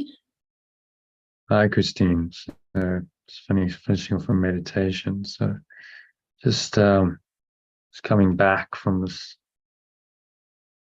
deep state of connected awareness into an awareness of the body and the breath, senses and the world. And on the count of three, you're going to open your eyes. So 1, just breathing in, noticing how the stomach rises and the chest rises and the subtle flow of air in through the nostrils. Pausing at the top of the inhale. Smile. Scan your mind, notice any thoughts, any emotions, any related body sensations going on. Just exhale on the count of 2, let them go out through your mouth. And notice how the air flows out, chest and the stomach suck back in. How the energy subsides back down into the lower stomach and the groin. Feel the weight of your body pressing down into the chair, your feet touching the ground. Noticing what you're feeling with your hands. Maybe there's a subtle taste in your mouth, smell in your nose as you breathe in again. Notice what you're hearing in the surrounding environment. Noticing all these things from this very still, calm, and surrendered state of mind. State without illusions. Which pure formless awareness of perfect love walks with you, is with you, yeah, always and always. So now on the count of 3, just open your eyes. Take a minute to look around, noticing various objects in the room around you. Notice that this awareness is still with you. It's underlying everything. Whatever you look at, it's there. Close your eyes briefly. Notice that awareness there. Your eyes are closed. Open your eyes. Notice that it's still there. It's the same awareness. It hasn't changed at all. And look at a few objects just randomly for a second, or 2 at a time, and notice that same awareness underlying all of them. It's in them. It's in you, in your own awareness. This is why you can recognize it in them. The one universal awareness we share. Pure formless awareness of perfect love. So I hope you've had a deep connection with that, and stay connected to it. Use today's lesson in the shorter form to help you do that. You can listen to the 4-minute breath break recording. And if you want to do a longer period, there's a longer meditation, 20-minute meditation just before bed. So that brings us to the end of the meditation and the first part of the session. Okay, so welcome, Christine. Nice to have you here. Did you get Elaine's text? Yeah, hi, Christine. Yes, hi. Yes, very cold and wet in Cape Town. Been just driving home in the dark, and I thought I should connect with you if you want me. Are you still going to do the text? We are, indeed. So good timing. Okay, so I'll relieve you of that onerous task, Elaine. Thank you, Christine. Much appreciated. All on your own. Come on, the text is fun. Oh, it is, but it's always nice in a group, yeah. Yeah. No, I like the text, as I say, but it's always nice to have the companion. Yeah. Okay, so just this one going. I lost my phone somewhere along the line, and I took Steve's phone to go and babysit the kids, and then I had to go back in the dark to return the phone to him. Okay. Only to realize the phone was in my car all the time. I didn't even have the presence of mind to phone it to find where it was. Right. It's always the way with phones, yeah. Yeah. Just another forgiveness opportunity. Yes. Okay, we're ready for the text. Yes. All right, so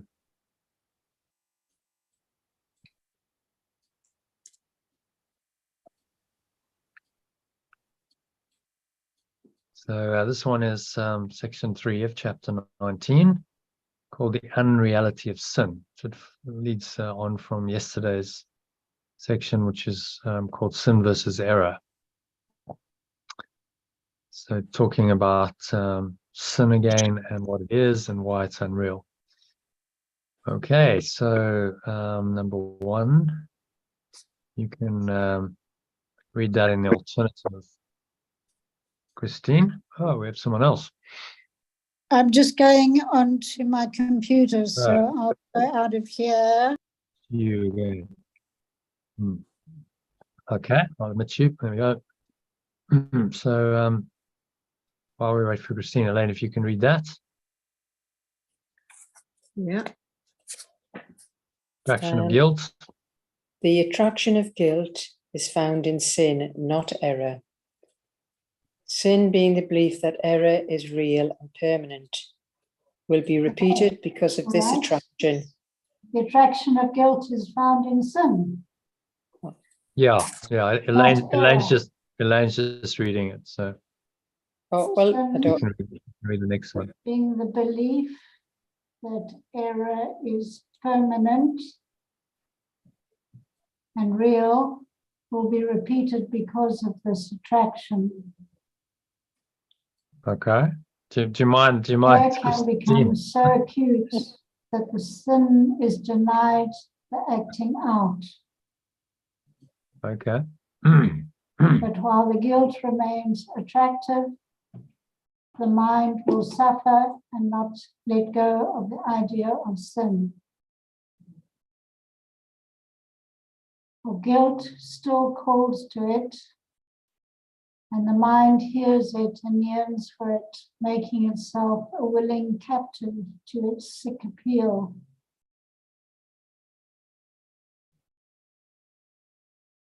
Sin is an idea of evil that cannot be corrected and yet will forever be desirable.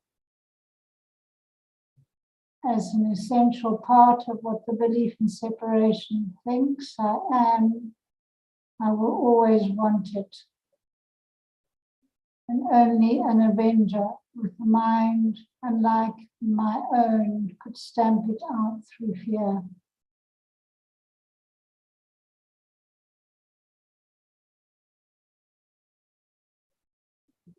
I think maybe we should just qualify that. I will always want it.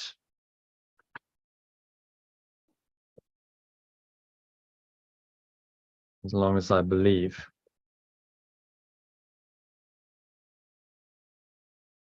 As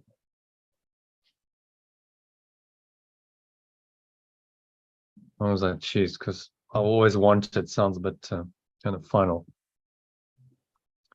Not the case. We don't always need to always want sin. Always want it as long as I choose to believe in separation. Only an avenger with a mind unlike my own could stamp it out through fear.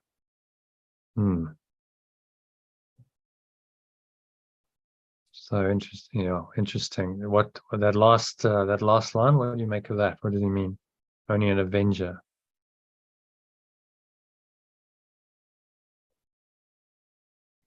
An avenger is someone who wants to get back at you or hurt you.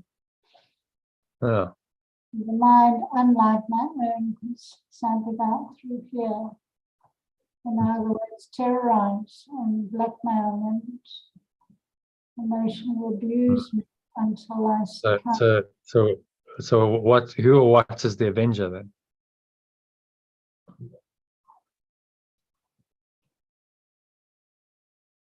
Any idea? No. Elaine, any idea?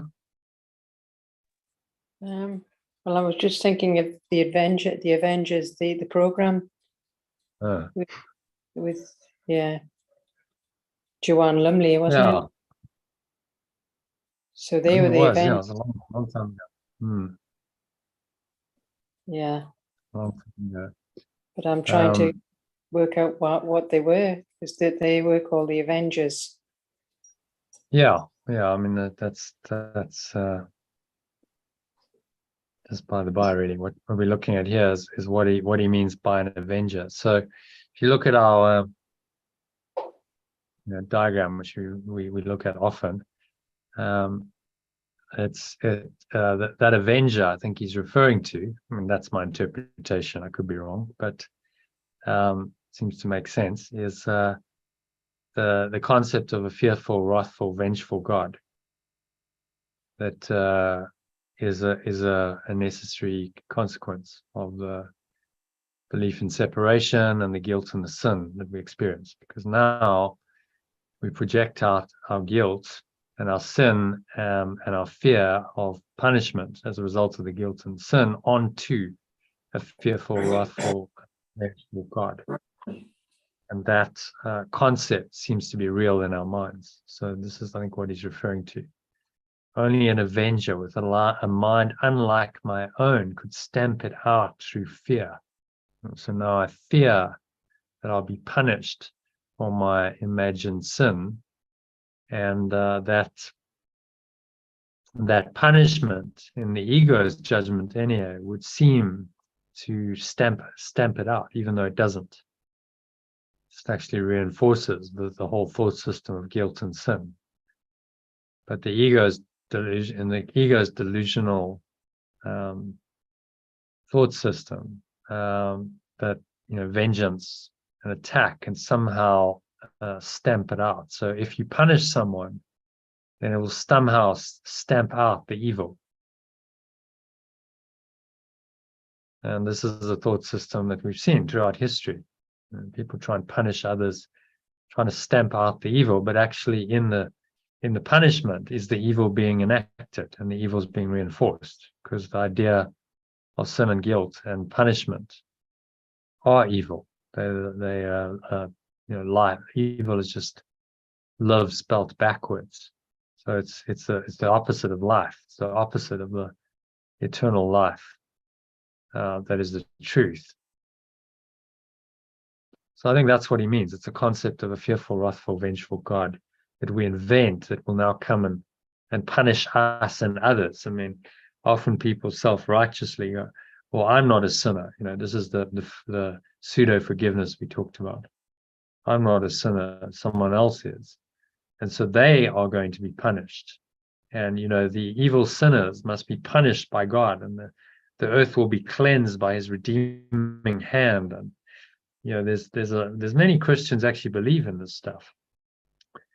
And they quote, a book like Revelations in the Bible to sort of substantiate it. But it's all based on the idea of guilt and sin and fear and attack. And somehow, this false concept of God becomes the enactor of this judgment on others, and through its condemnation and its punishment will somehow stamp out the evil. God will punish the evil sinners and make all things right. Are you familiar with this? This is all kind of quite common in fundamentalist religious circles. So he's kind of making reference obtusely to that concept of a fearful, wrathful, vengeful God. Okay, anything else? Do you want to summarize the rest? Christine, what's he saying here?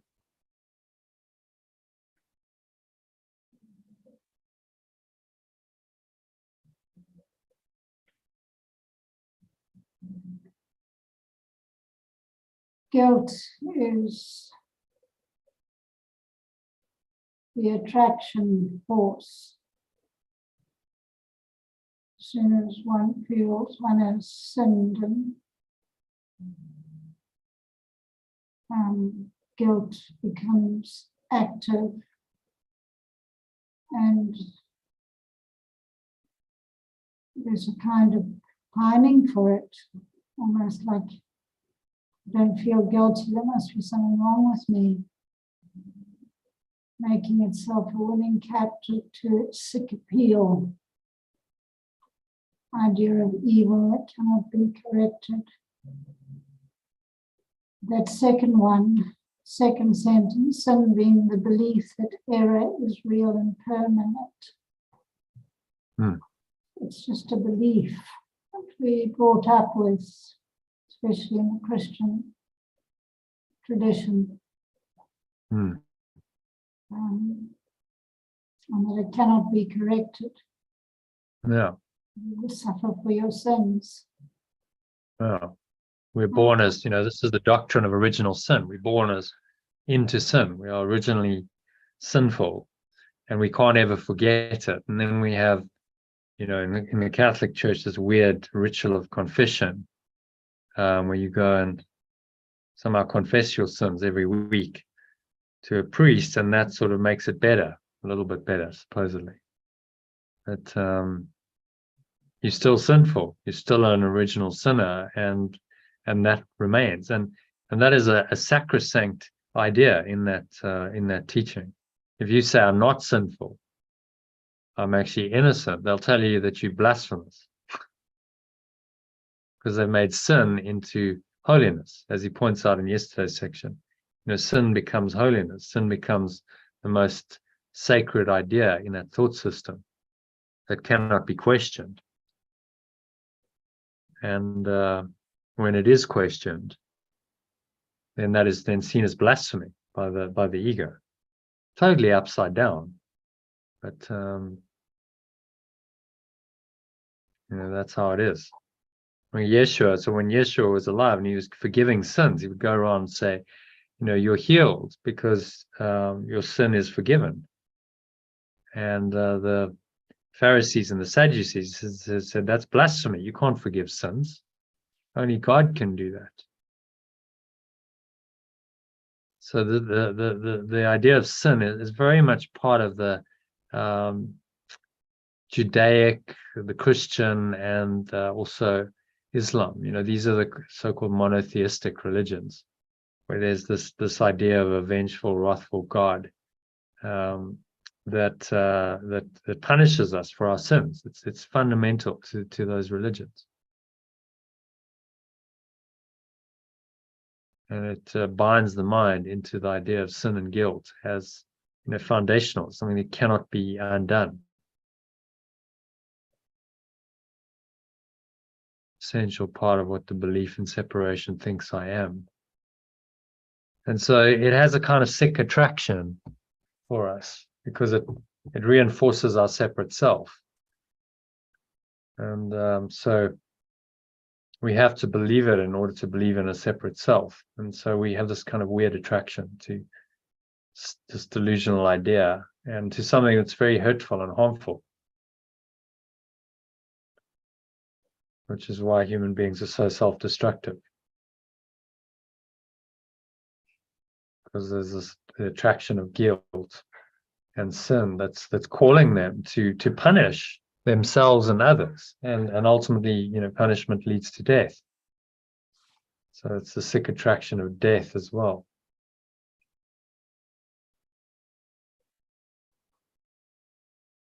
Okay, any other thoughts on that?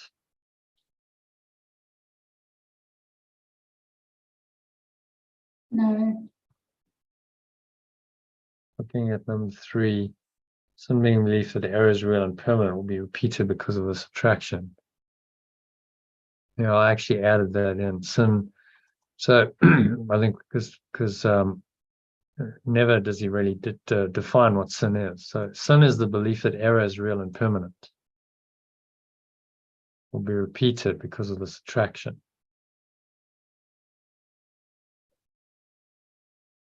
So we believe that the error is real, it's permanent, and then a guilt results. So guilt and sin go hand in hand. Can't have one without the other, hand in glove. Because we're sinful, we believe we're sinful, therefore we have guilt.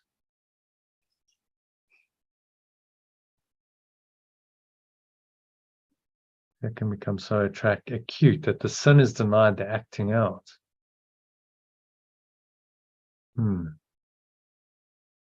Interesting. We're so paralyzed by fear that we can't actually act out the sin, but it's still there in our minds. While the guilt remains attractive, my mind will suffer, not let go of the idea of sin.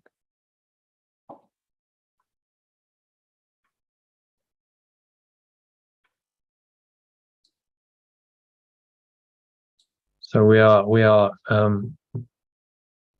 attracted to this sickness, and it seems to offer us something in this twisted, distorted thought system. So what he has to do with the texts and the lessons is to show us that this isn't true, and get us to see very clearly that the sick appeal of guilt and sin is really a death wish, and that this is not something we can choose, we want to choose. The whole idea of sin and guilt needs to be binned, needs to be undone. It is simply not true. And then along with that goes the concept of a fearful, wrathful, vengeful God, and the fear of punishment. And it's a major undoing of the ego's thought system, because these sin and guilt and fear and attack are really the ego's holy trinity. Sin, guilt, fear. Well, sin and guilt, call that one. That's one of the aspects of the Holy Trinity. And then you've got the fear of punishment, and then you've got the attack. Would be the third one. So it's the Holy Trinity of the ego that it holds sacred and sacrosanct, and it doesn't want us to question that ever. But we must question it. Okay. So number 2, Elaine, if you can read that one, and the alternative. So the ego is the only thing we're going to translate here. Ego becomes the belief in separation. Okay. The belief in separation does not think it possible that love, not fear, is really called upon by sin, and always answers. For the belief in separation brings sin to fear, demanding punishment. Yet punishment is but another form of guilt's protection, for what is deserving punishment must have really been done. Punishment is always the great preserver of sin, treating it with respect and honoring its enormity. What must be punished must be true, and what is true must be eternal, and will be repeated endlessly. For what you think is real, you want and will not let it go. Okay, so what's he saying there? Well, the belief in separation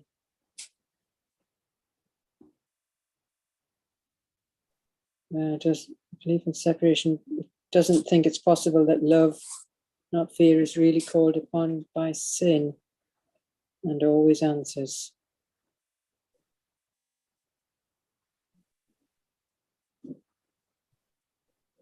And the belief in separation brings the sin to fear and always demanding punishment.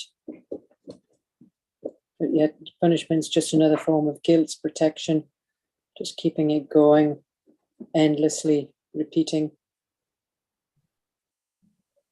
See, the thing with punishment is saying what is deserving punishment must have been really done. So the idea of punishment is what makes the sin and the guilt real. That's why condemnation, which is really the desire to punish yourself or another, is so damaging. Because it preserves sin and guilt, and it splits you off from your source. If you believe in condemnation and punishment, you must believe in sin and guilt, and that all denies pure formless awareness of perfect love.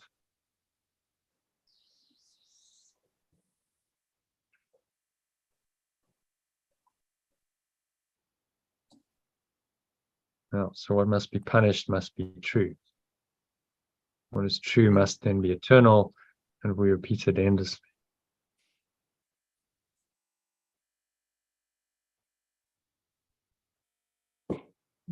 Think is real, you want and will not let it go. Okay. So all of this is just an attempt by the ego to reinforce its identity, and understand that. So we feel separate from our source, from pure formless awareness of perfect love. We engage in all of these games, guilt and the sin and the fear and the attack thoughts and the punishment, all of which eventually leads to death. It's all an attempt to reinforce a false separate identity name, which the ego has given us. And that's all that's going on here. That's all we're trying to do. So once you understand that, you know what the game is. It becomes quite simple, doesn't it? You can see it for what it is, and you can let it go.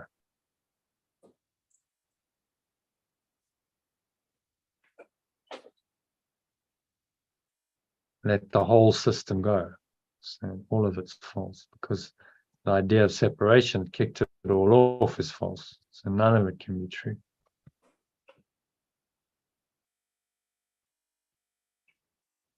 Whereas sin and guilt make the system. So why the ego is so attached to it. Sin and guilt make the idea of separation real and permanent, and therefore eternal. And guilt and sin are why this world, this universe has gone on for so long. If we didn't have those, there would be no foundation for the thought system. Okay, well, just a tiny mad idea, just a silly belief. We don't have to believe in that. Just let it go and go home. But the guilt and the sin, and then the fear and the attack that come from those are what really underpin and reinforce the ego's identity. So we've got to look at those and undo them. It's the only way out of the dream. To realize that we are completely innocent, and guilt and sin have no meaning at all.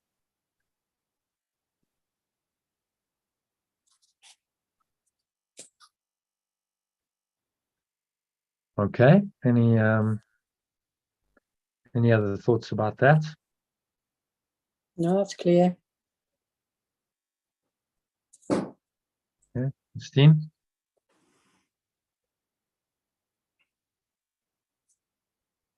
It's fine.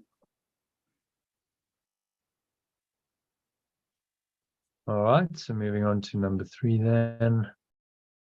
An error, on the other hand, is not attractive. Do you want to read that?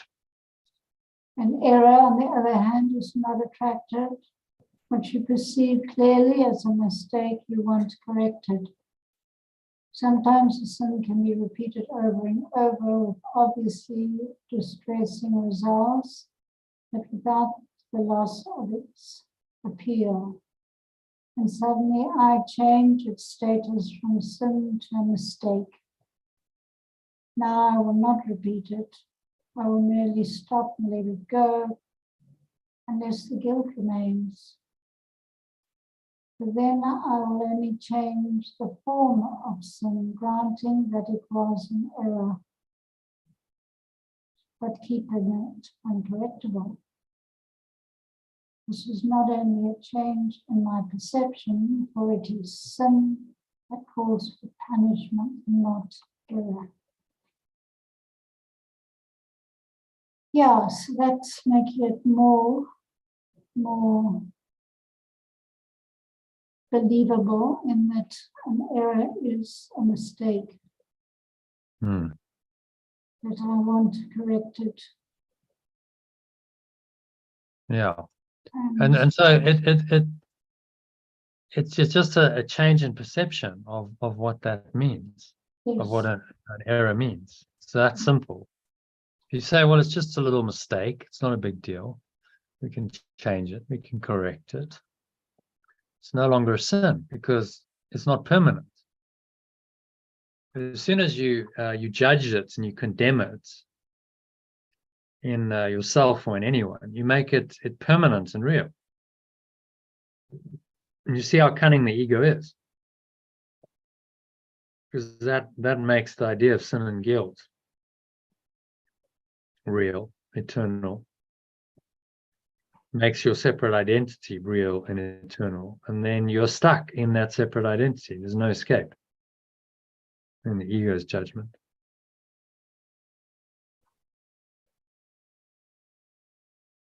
And yet we could just realize it's just a crazy mistake.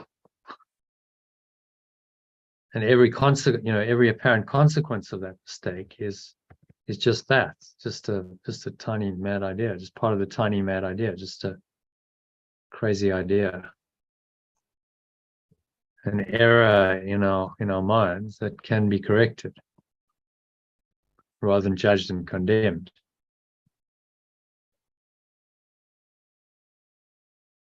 I think a part of us You kind of go, well, is it really this simple? Well, what he's saying seems ridiculously simple.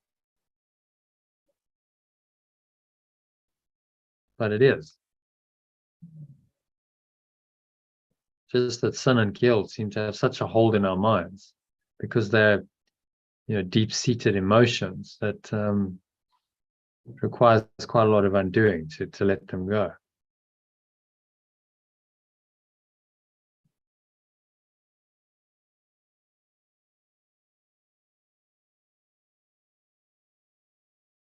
Okay.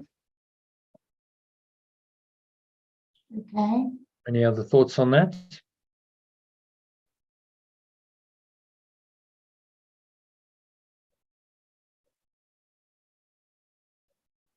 Well, only number 6, then I'll only change the form of sin, granting that it was an error, but keeping it uncorrectable. And the guilt remains. So interesting. We can grant that it was an error, but keep it uncorrectable. This is not really a change in my perception, for it is sin that calls for punishment, not error. So I haven't really changed anything. If punishment is still involved, this is quite a key idea, I think. In this. I still think something needs to be punished, and I'm making it into a sin. Even if I say it's an error, it's actually a sin. I think it deserves punishment.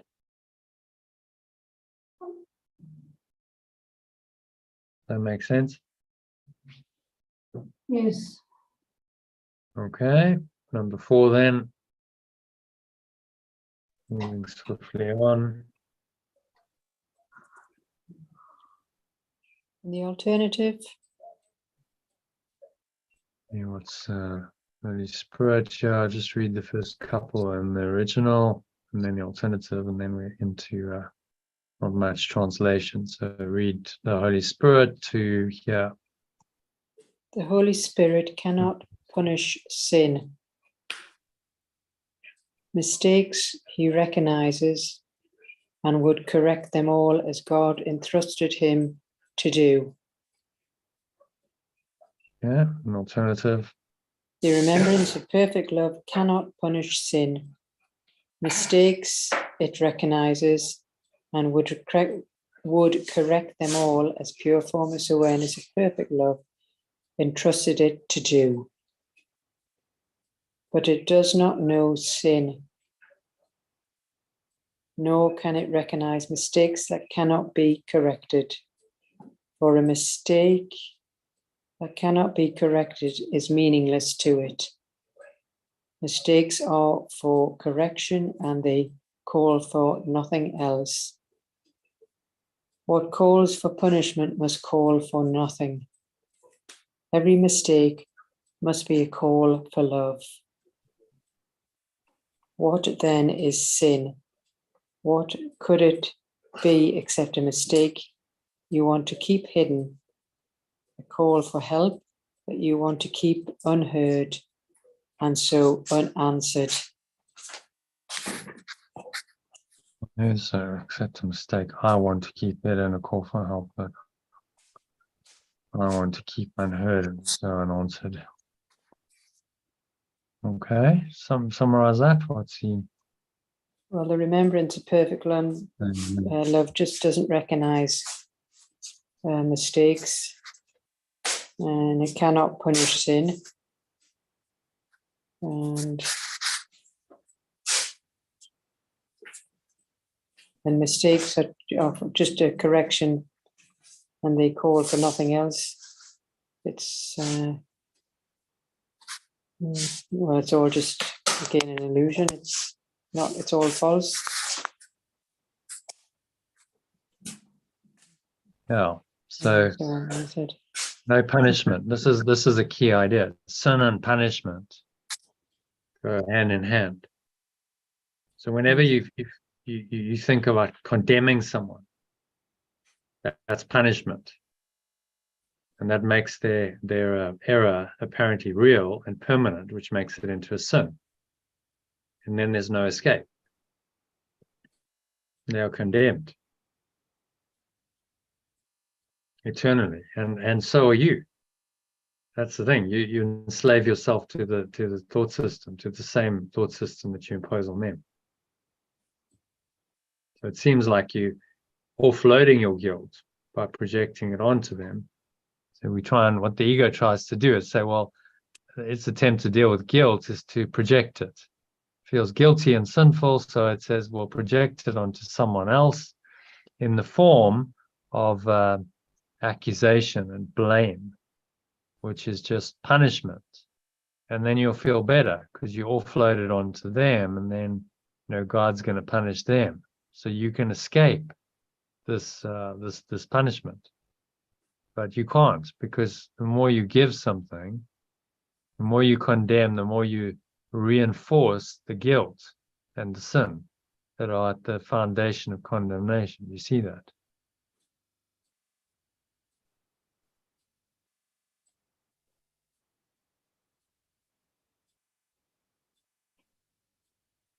So sin and guilt and punishment go hand in hand. And a mistake says, well, if it's just a mistake, it can be corrected, it can be let go of, and there's nothing to punish anyone for.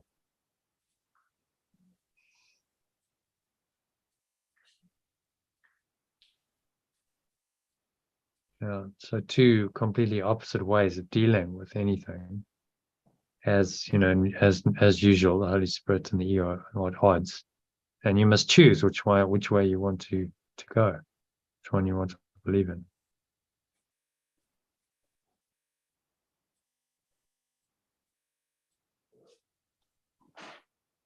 All right. Any other thoughts on that? No, that's fine. Thank you. Christine? No, it's quite clear and simple.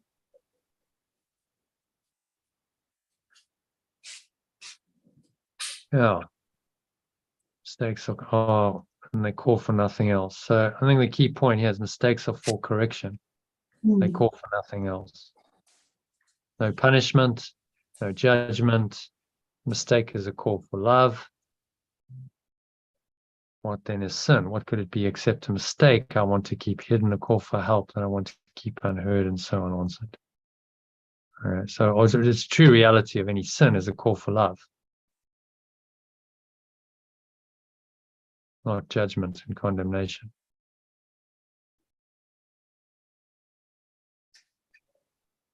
But the ego is going to obscure that and tell you that it's real and that it calls for punishment. And that's the punishment is really how it makes it real. Do you see that?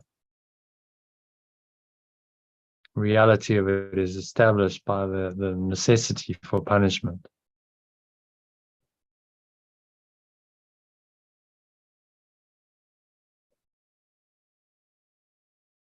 Okay, so number 5. Happy to move on.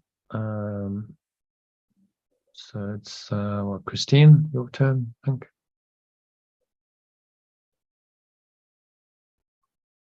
You can read In time, the Holy Spirit clearly sees the Son of God can make mistakes. In time, the remembrance of perfect love clearly perceives the extension of perfect love can make mistakes.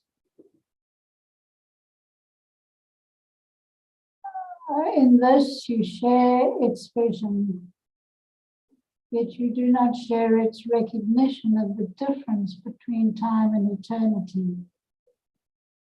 Remember, we're personalizing it, so just translate it as you go if you can. I do not share its recognition of the difference between time and eternity. And when correction is completed, time is eternity. And then 5 is the Holy Spirit. Let's see, time is. Teach you how, whereas the remembrance of perfect love can teach me how to perceive time differently and see beyond it but not while I believe in sin. Okay, just pause and catch up with me. Yeah. Correction is completed. Time will be eternity. Every time will have become. Correction is completed. Time will have become eternity. That's quite nice.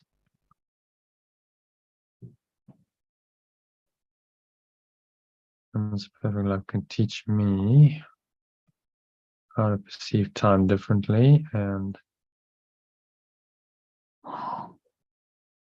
see beyond it, but not while I believe in sin.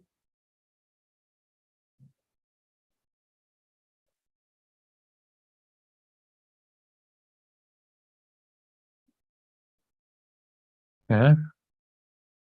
In Error, error, yes. yes. This can be corrected by true awareness.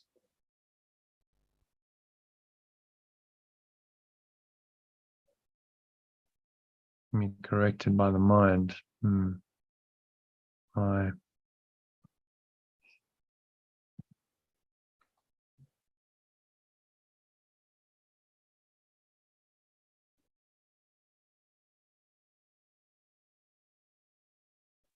my true awareness. But sin is the belief that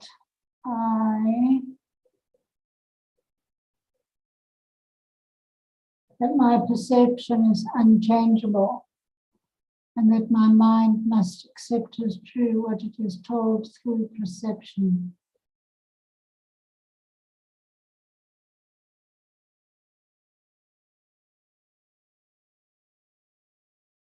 If it does not obey, I judge my mind as insane.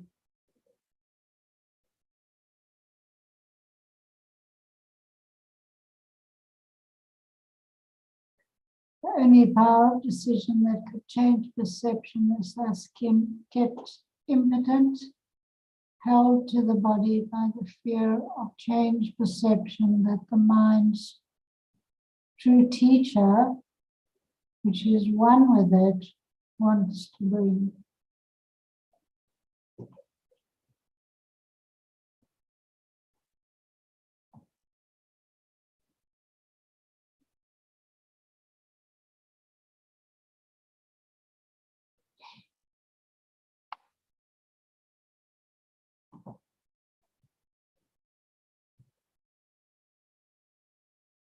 Okay.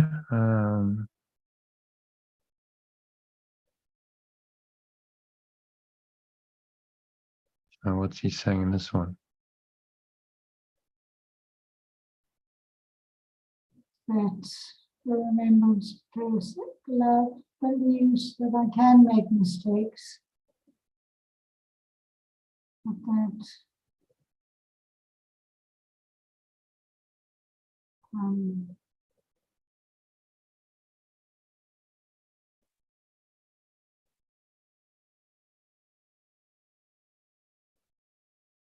if it is true, I can't read it.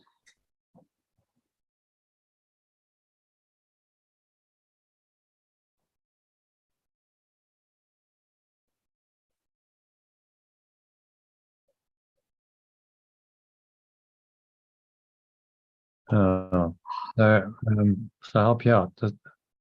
Mm. And sin is just a belief that my perception is unchangeable. So it really fixates the mind on the illusion. And you'll notice if someone has a lot of guilt and sin, that their mind is very rigid. There's not a lot of openness and flexibility in it. And they're often very very fixated on their belief system. So they have a dogma. It's associated often with very fundamentalist religious people. The mind kind of locks on to this false perception of sin and guilt is real, and it won't change.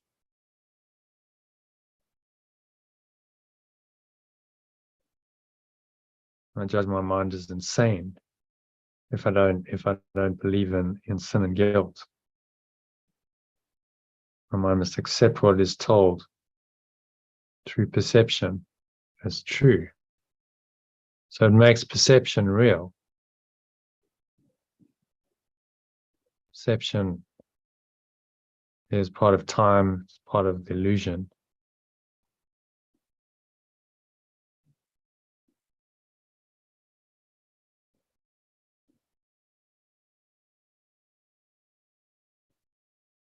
Moments of perfect life can teach us how to perceive time differently, see beyond it. Time will become eternity. So when it's kind of connecting time, eternity, sin, guilt, and perception. It's quite profound.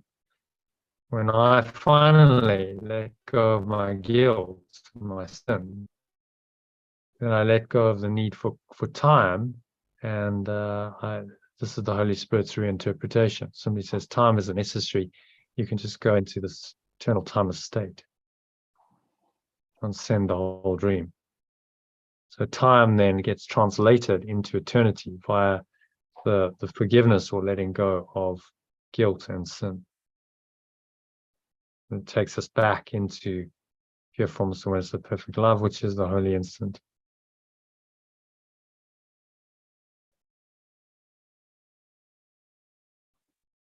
Okay. Any other thoughts on that? I don't think so.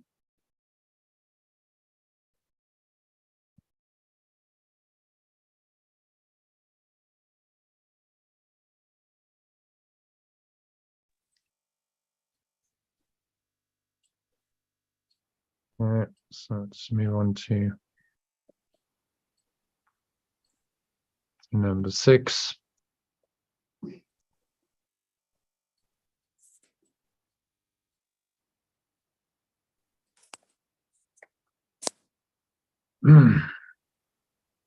Any alternative? No, we didn't. We didn't both. It's quite a bit translate, creator God, etc. And when you're tempted. When you are tempted to believe that sin is real, remember this.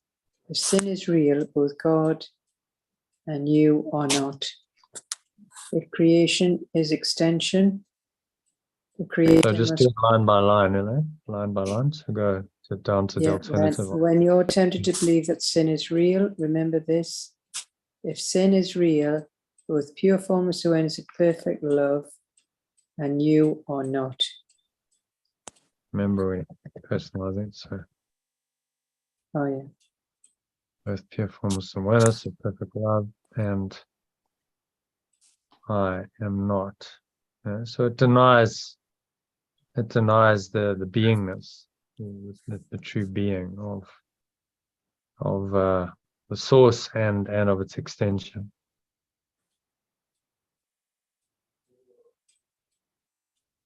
Yeah.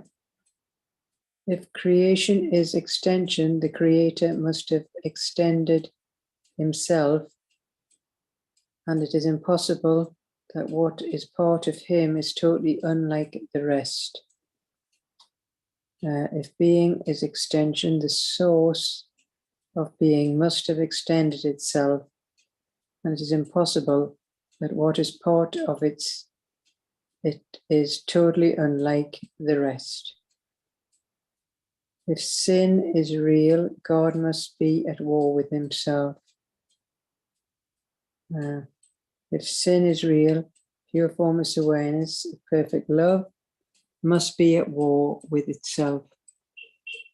He must be split and torn between good and evil, partly sane and partially insane. Must be split and torn between good and evil. Yeah. It's the same 5.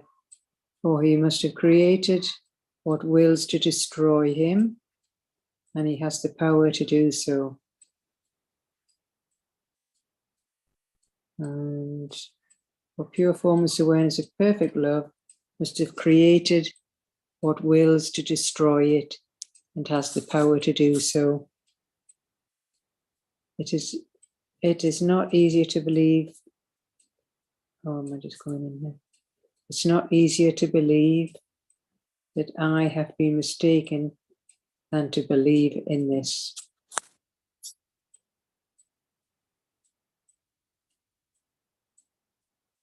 Now, so what's he saying there? He's highlighting the ego's thought system related to sin. Well, if we're tempted to believe that sin is real, we have to remember that then pure formless awareness of perfect love and I am not real. So it's the opposite way around. Yeah, and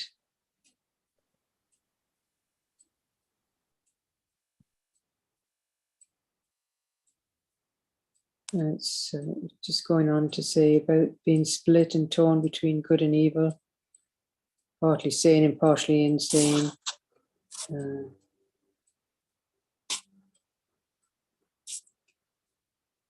And so you know, pure formless awareness of perfect love must have created what wills to destroy it.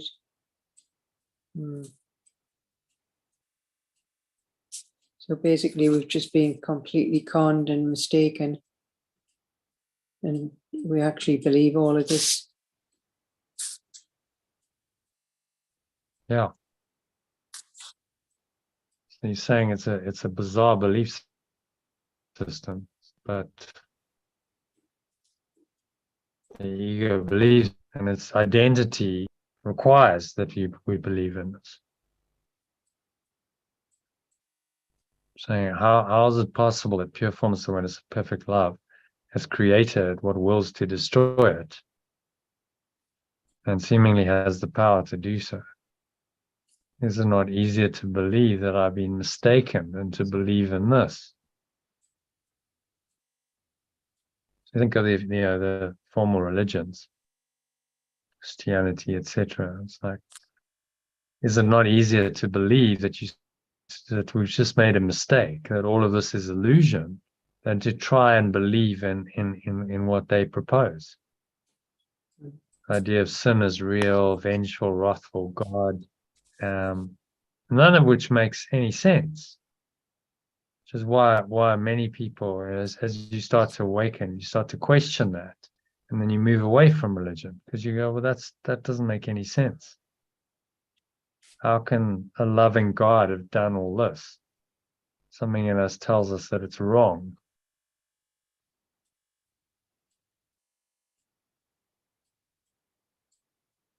Is it not easier to believe that I've just believe that I've been mistaken and believe in all this?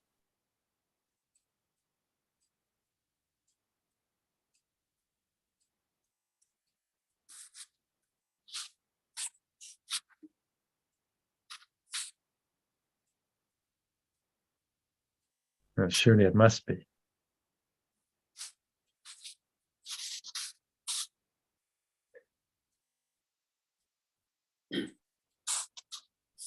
Must be split between good and evil, partly sane.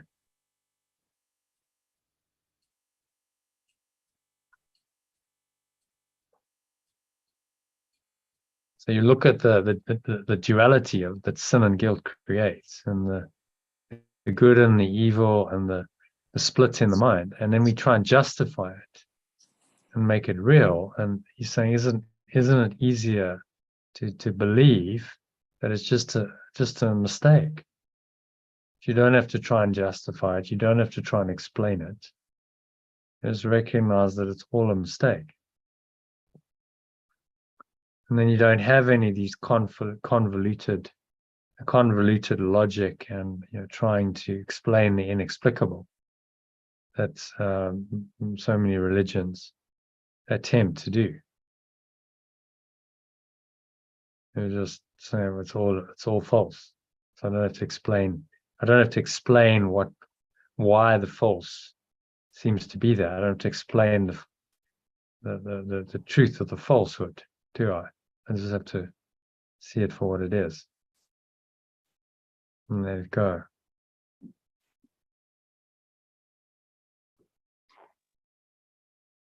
Okay. Any other thoughts or comments on that one? Yeah, that's clear.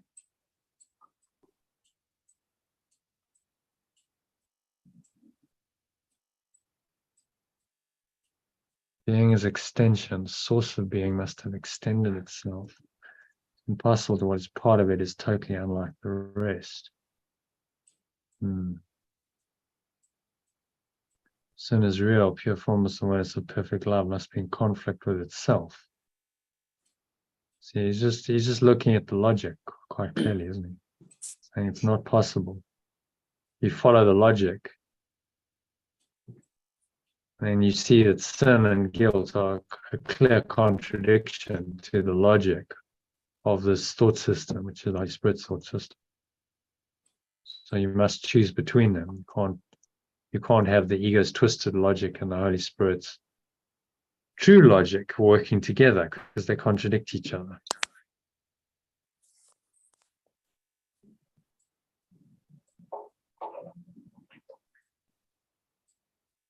Okay, so let's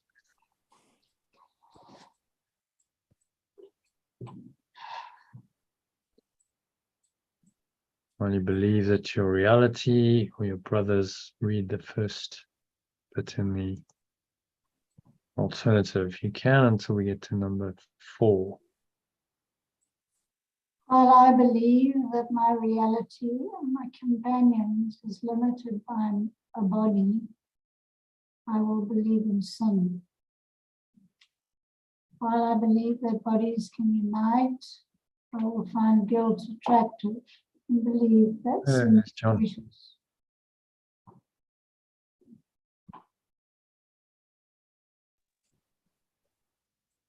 We have reinforcement. Hi, John. How are you? Hi, John. Hello. Welcome. Hi, Jono. Hi there, Christine. Hi, John. We're just well into the text. We're on paragraph 7. We've still got a few to go. So Okay. you do some reading. We'll do a meditation on it to close out. So where were you? Christine, while I believe that bodies can unite. I will find guilt attractive and believe that sin is precious.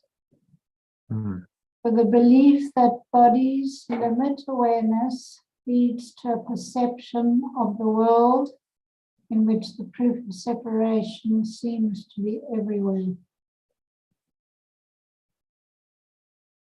Have a look at that. We said bodies limit mind. Bodies limit awareness. It's perception. So the body seems to confirm that separation is everywhere, because there's all these separate bodies wandering around. It's extraordinary, really, when you really start opening your eyes to what's going on in this world. It's like all these seemingly separate minds wandering around in bodies, and that seems to confirm that separation is real. And that's what our world's made up of. That's what human life seems to be. Just, separate bodies and separate minds going their separate ways, doing separate things, often disagreeing with each other. And he's saying it's insane. It doesn't make any sense at all. None of it.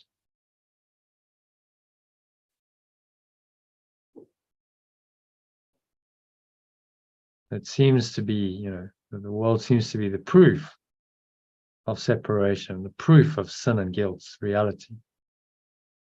But it's just an illusion. Cover over pure formless awareness of perfect love. Okay, and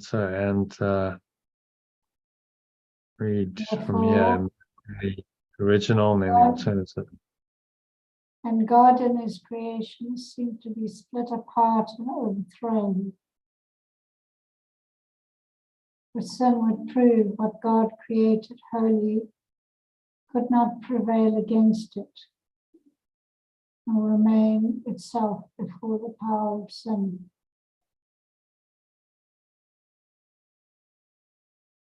All right. So reading the alternative. And pure formless awareness of perfect love and its extension seem to be split apart and overthrown. For sin would approve that pure formless awareness, perfect love, extended as wholly aware, could not prevail against it, nor remain itself before the power of sin. I think that should be innocent. Sin would prove, so sin wants to prove what pure formless awareness of perfect love extends as innocent. Cannot, let's make it present tense, cannot prevail against it, nor remain itself before the power of sin. Right? So it's a direct challenge. The idea of sin is a direct contradiction of pure formless awareness, perfect love. So sin, if you believe in sin, you must deny that pure formless awareness of perfect love is real. I don't like the word prevail. Can we change that to something else? Don't know what it means. Okay. Sin wants to prove what pure formless awareness of perfect love extends as innocent, cannot stand against it, win against it, fail. win over it, Yeah. Triumph. triumph. Cannot prevail against it. Prevail means it cannot cannot withstand it. It's overcome, it's overwhelmed by it. Cannot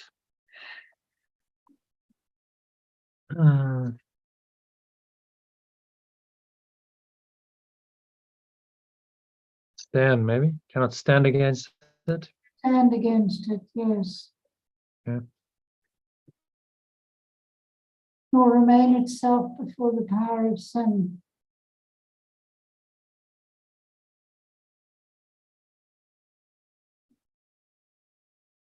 Oh, sin is perceived as mightier than God. For sin is perceived as mightier than God, before which God himself must bow and offer his creation to its conqueror.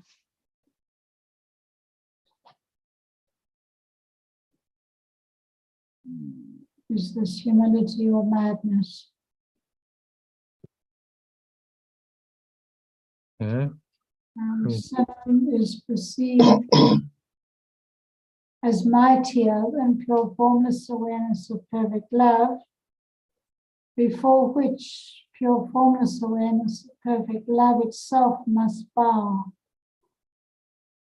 and offer its extension to its conqueror.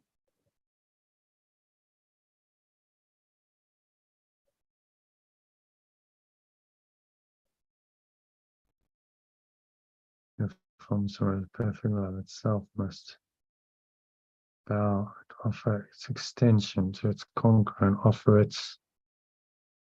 his creation to its conqueror. It's capital, I think. Extension to its conqueror. So the extension of pure formless awareness of perfect love, which is us, now seems to be offered to the conqueror of pure formless awareness. And so now we belong to the ego and to the death wish that it is, with the sin and the guilt that are inherent in it. And so the extension is seemingly split off from its source, doesn't believe in it anymore. So when he uses the word precious in sentence 2, I will find guilt attractive and believe that sin is precious.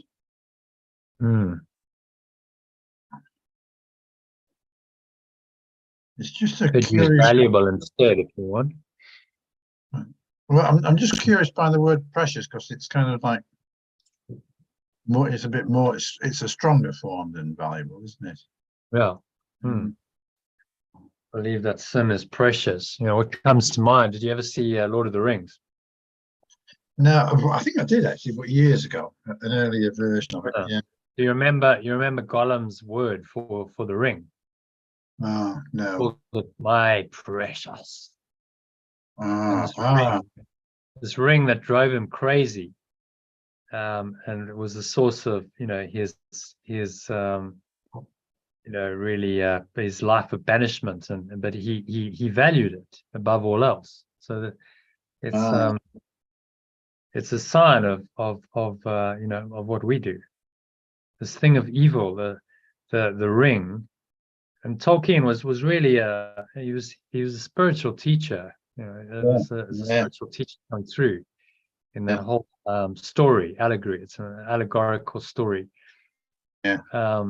You could interpret the ring of power as the belief in sin that binds everyone into darkness. One ring to rule them all, one ring to bind them together in the darkness. It's this belief in sin would be that seems to bind us to this darkness and give power to this dark lord, which is the ego. It wants to only wants to hurt and kill and punish, and yet we find it curiously attractive. This ring, so-called of power, it's called the ring of power. It's so-called power in this world, and we seek it, and we find it attractive. I think maybe we'll leave it as precious, as you said. It's a stronger form. Yeah. So precious means that we, above all else, we treasure it. We treasure it above all else, and it becomes what our mind is enslaved to, what our mind desires above all else. Even though it hurts us more than anything, we can't see that. Gollum was so deluded, he couldn't see that the ring was his enemy. The thing that he treasured most was the thing that had destroyed him. Brought him into his miserable condition of being banished from human society and living on his own in darkness. Couldn't see that the ring, his love of the ring, had brought him to that. He was blinded by it. I think Tolkien and C.S. Lewis were contemporaries and friends, actually. They were. No. They were both professors at Oxford. Oh, yeah. And they used to talk often. So Tolkien wrote The Lord of the Rings, and C.S. Lewis wrote Narnia books. Yeah. And they were allegorical. They were stories designed to teach principles. Yeah. Yeah. No doubt. They carried these deep principles. If you read into them, the ring of power. In fact, I've just thought about it now, and actually, that is what the ring symbolizes, in my view. Maybe Tolkien didn't intend it that way, but actually, the ring of power symbolizes the belief in sin and guilt, and gives the Dark Lord. So the Dark Lord, which is Sauron, so that's the symbol of the ego, only has power through sin and guilt. So as soon as the ring is destroyed, then the whole system collapses. Interesting. So we destroy that ring, which binds us into the darkness of sin, and then we're free, and the whole system collapses, and that seemingly invincible power, it just totters and falls.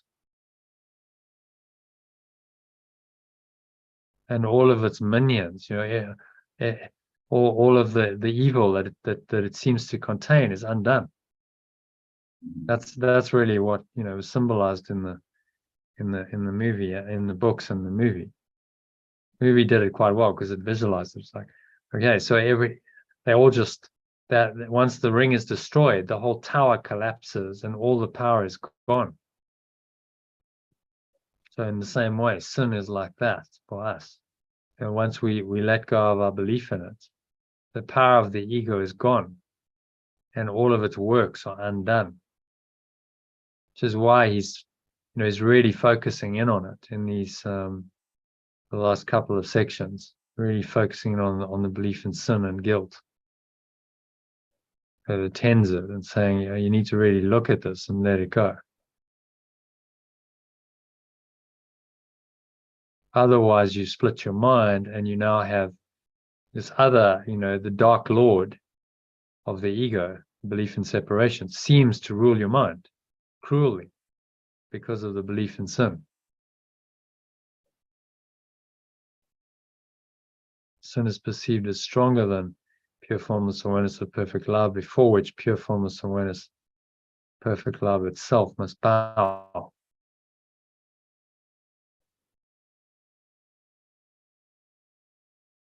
Maybe just before which it.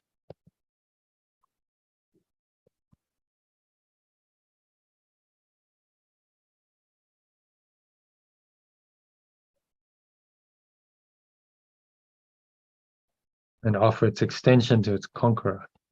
So now extensions of perfect love are offered to sin and guilt, and they seem to belong to it, rather than to pure formless awareness of perfect love.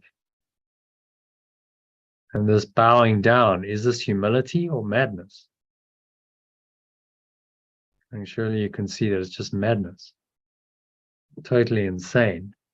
Nothing real there, but the problem is if we believe in it, then it seems to have power over us. And we give this this power in our lives and in our world. And then we live in a very dark reality, as well demonstrated in the Lord of the Rings. The darkness of the ego's thought system, blackness and the despair, and the hopelessness. And there's no hope in that.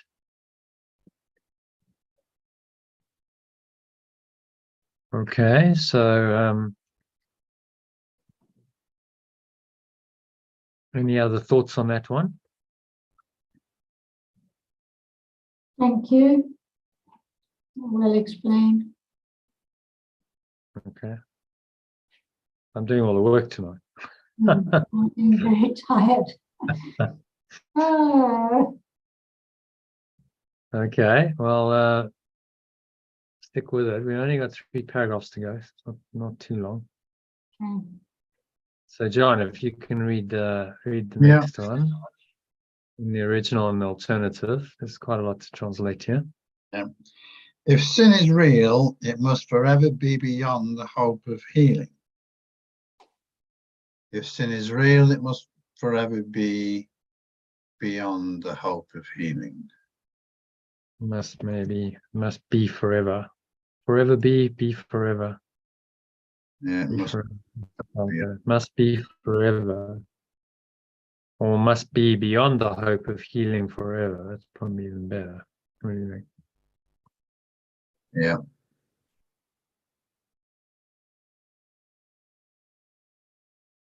Well, there would be a power beyond God's, capable of making another will that could attack his will and overcome it, and give his son a will apart from his and stronger.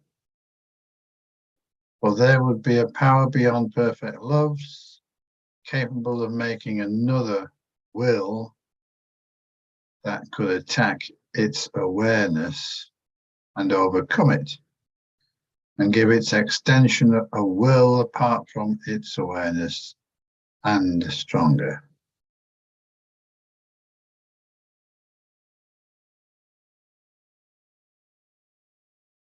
Yeah. So quite profound what he's saying here. Give his son a will apart from his and stronger.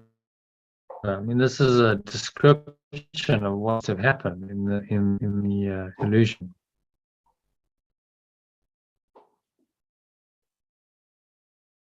Attack. Let's just change that. Overcome it and give its extension a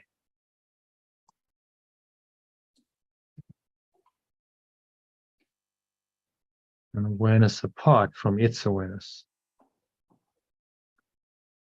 Awareness apart from its awareness.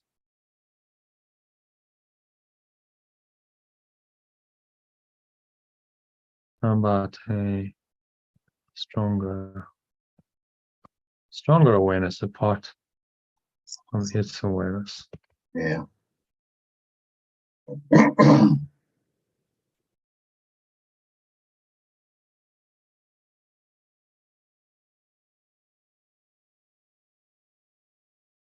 Okay. Yeah. And each part of God's fragmented creation would have a different will, opposed to his and in eternal opposition to him and to each other. And each part of perfect love's fragmented extension would have a different will, opposed to its Awareness. awareness. Would have a different awareness opposed to its awareness. And in eternal opposition to it and to each other.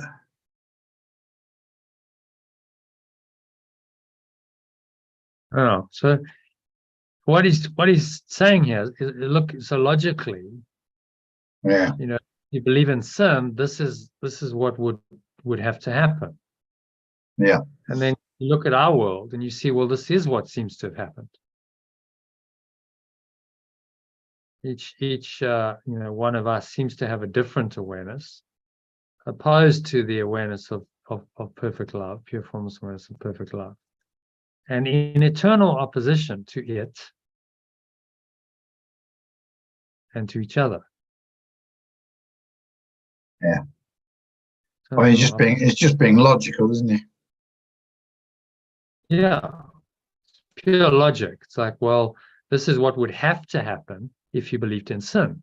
And then you look and you observe this world and you go, well, that is what seems to have happened. And so then you start connecting the dots and going, okay, well, what he's saying is true. He's just explaining why we have the world we do in a way that no other teaching does. It's so logical that you can't fail to see what he's saying is true, because it matches our observations of the world. I mean, this is what the world seems to be like. Fragmented, everyone's in a body, everyone's separated from each other. We seem to be in eternal opposition to each other and to God. There's no peace and harmony.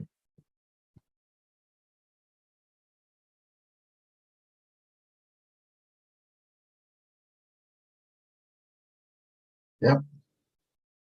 And that is the world that we seem to have created from this belief. And so then you can see now the genesis of it. It's no longer a mystery. What I love about the Course is he demystifies it all. There's no longer a mystery in any of it. Like, yeah, I understand why the world was created. I understand how this thought system works. And so I can let it go. The understanding is only necessary so we can see through the whole system and let go of our belief in it. Because if we don't understand it, we continue to believe in it. But as I said, I don't know another teaching that is as clear, that lays it out so explicitly and helps us really see what the ego's thought system must be in such detail as well. Because he goes into all these little, nuances of it. The sin, now he's focusing on the guilt, the sin really, and then guilt is a corollary to that. There's other chapters where he just focuses in on guilt. And each section, he does that, and he focuses in on an aspect of the ego's thought system and helps us to see through it.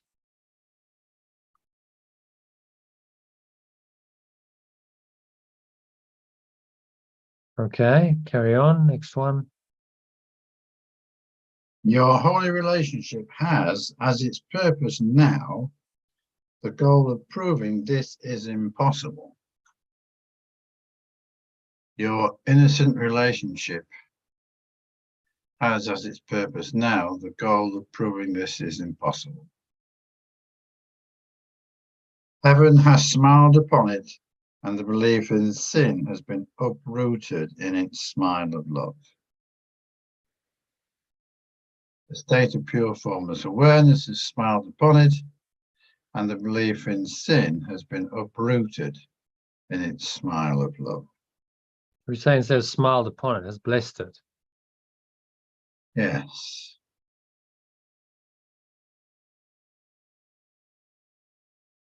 Belief in sin has been uprooted in its smile of in its blessing. So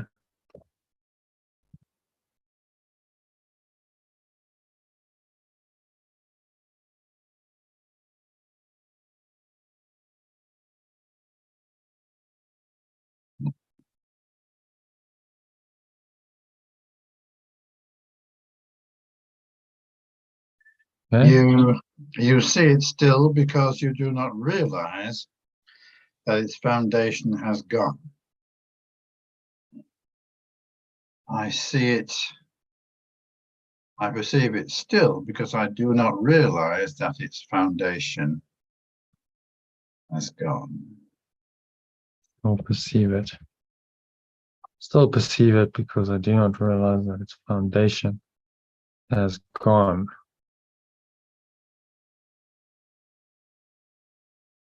Its source has been removed, and so it can be cherished but a little while before it vanishes.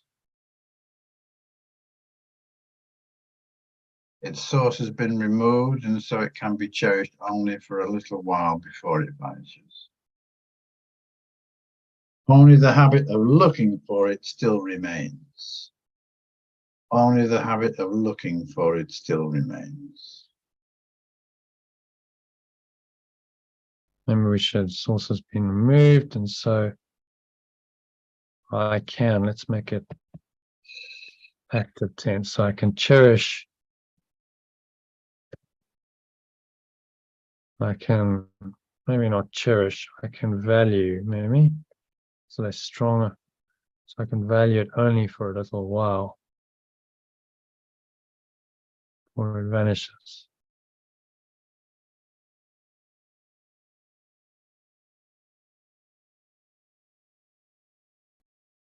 And the habit of looking for it still remains.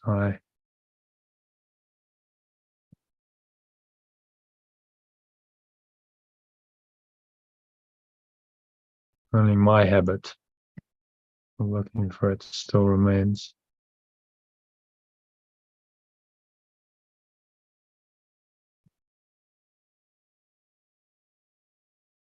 Okay, so quite a paragraph. What's he saying here in summary? Well, it's saying that if it were true that sin is more powerful than love, we would have completely destroyed ourselves by now. And the proof that it isn't true is the holy relationship, because within that framework, the whole concept of sin disappears.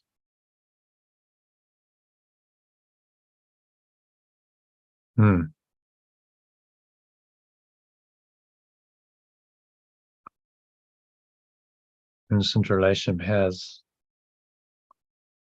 goal of proving this is impossible as its purpose now. So maybe just read it from the top, and an alternative. Make sure we got there's quite a bit to translate there. If sin is real, it must be beyond the hope of healing forever. For there would be a power beyond perfect loves capable of making another will that could attack its awareness, overcome it, and give its extension a stronger awareness apart from its awareness. And each part of perfect love's fragmented extension would have a different awareness, opposed to its awareness and in eternal opposition to it and to each other. Your innocent relationship has the goal of proving this is impossible as its purpose now. The state of pure formless awareness. So my innocent, missed that one. Oh yeah, yeah. My innocent relationship has the goal of proving this is impossible as its purpose now. The state of pure formless awareness has blessed it, and the belief in sin has been uprooted in its blessing of perfect love. I still perceive it because I do not realize that its foundation has gone. Its source has been removed, and so I can value it only for a while before it vanishes. Only my habit of looking for it still remains with me.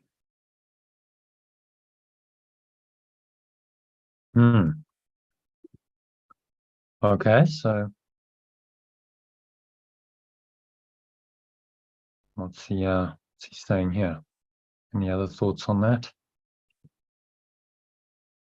Well, I think we summarised it, actually. I had a go at summarising it anyway. I think just in the end there, it's just to reiterate. Okay. So I still perceive you got to the special relationship, to the holy relationship. So my innocent relationship is the goal of proving this. So through our relationship, we actually uproot the belief in sin. That's how powerful it is. Yeah. Because when we deny the sin in another, we are undoing the whole belief system in it. So you see someone as innocent, you must deny that sin and guilt are real. And in the special relationship transformed into the holy one, then you are denying the very thing that makes the ego, the sin and the guilt, by perceiving the other person in their true light as innocent and holy.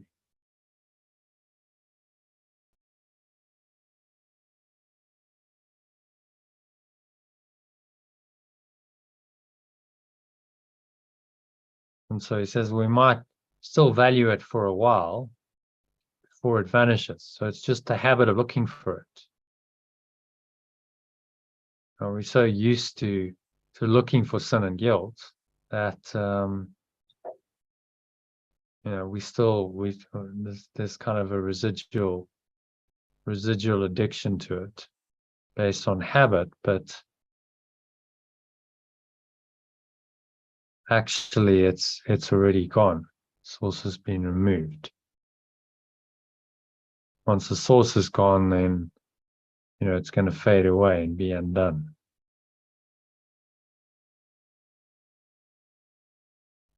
Okay. Yeah. Everyone happy with that? Christine, Elaine, still with us? Questions on that? Or That's clear. That looks good.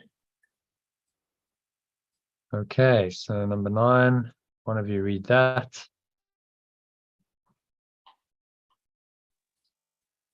And yet you look with the smile of pure formless awareness upon your lips and its blessings on your perception. I will not, oh sorry, I should have put that in the personal. My perception. I will not perceive sin long. Or in the new perception, my mind corrects it when it seemed to be seen and it becomes invisible. I will quickly recognize errors, correct them, to be healed and not hidden. I will be healed if sin... Just stop. Whoa, stop, Elaine, stop. Runaway train, you catch up. It seems to be perceived and becomes invisible. Okay, and remember we're doing I will quickly recognize errors, correct them. Let's just check. Errors are quickly recognized and quickly given to correction, to be healed, not hidden. Okay, so I will quickly recognize my errors and correct them.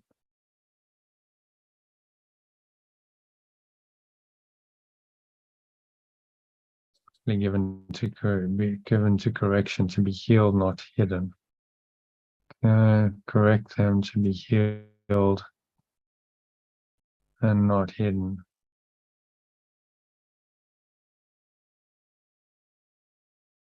Okay, carry on.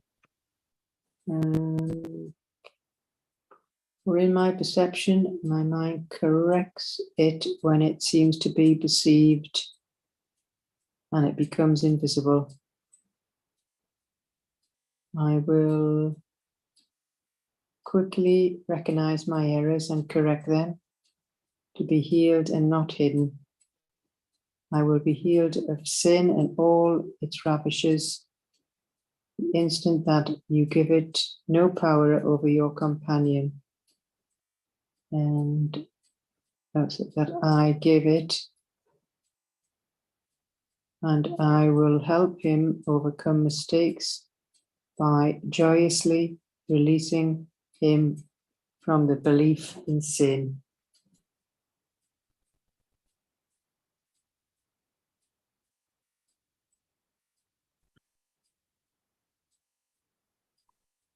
Yeah, so he's talking about the holy relationship here. My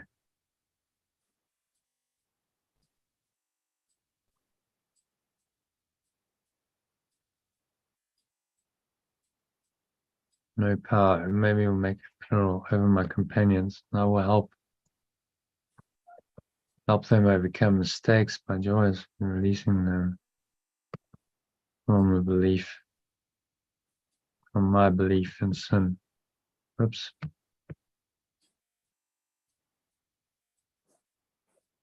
Should we read it from the top? Make sure we got the translation correct. And yet I look with a smile of pure formless awareness upon my lips and its blessing on my perception. I will not perceive sin longer. For my new perception, my mind corrects it when it seems to be perceived and it becomes invisible. I will quickly recognize my errors and correct them to be healed and not hidden. I will be healed of sin and all its ravages the moment that I give it no power over my companions. And I will help them overcome mistakes by joyously releasing them from my belief in sin.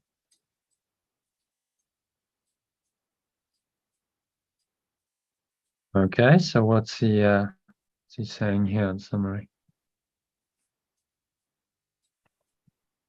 Well, at last we can put a smile on pure formless awareness.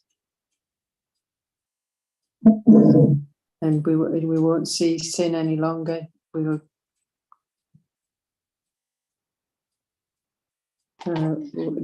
we see our we see the perception and the mind corrects it when it seems to be received and becomes invisible. So I will quickly recognize these errors and correct them so that I can be healed and it's not hidden. And I'll be healed from sin and all its ravages the moment I give no power I give it no power over my companions. And I'll also help them to overcome mistakes by joyously releasing them from my belief in sin. Mm-hmm. Okay, so essence of what he's saying there is quite profound, right? So we release ourselves from the belief in sin when we give it no power over our companions, particularly in the special relationship. So we don't judge, we don't condemn, because that's to give sin power.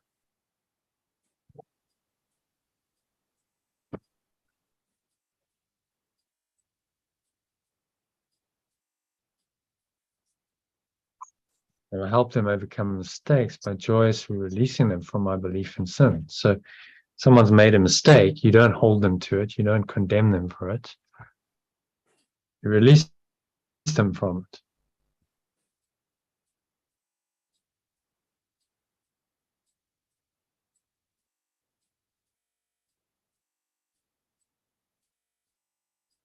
And this is then the undoing in your own mind of the belief in sin. So you practice it through the relationship, in and through the relationship, and that's how the special relationship transforms into the holy one. By letting go of any judgment, condemnation of your brother, your companion, you deny the belief in sin. Do you see how that works? That's where the rubber meets the road. It's all very well theoretically say, oh, I don't believe in sin, but then someone does something and you hold it against them and you judge them, you condemn them.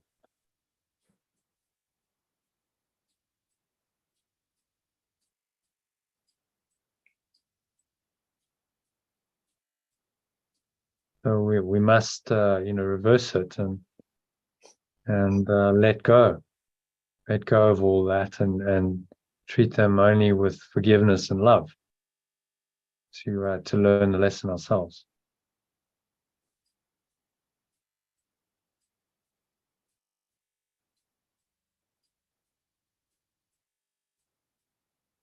This is why the special relationship that is transformed into the holy relationship is the most phenomenal teaching and learning accomplishment, because you learn to undo the very foundation of the ego's thought system, belief in sin and guilt, in the process of living the holy relationship. Does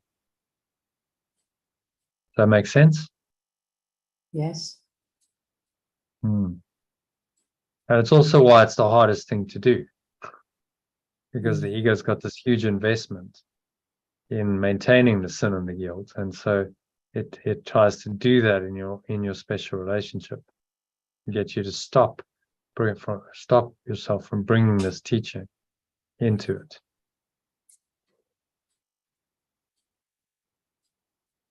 Well, these relationships are where the rubber meets the road, really, of this thought system. And you might have a number, but your primary special relationship, probably with your partner, that's where you really see it, and that's where the lessons really are.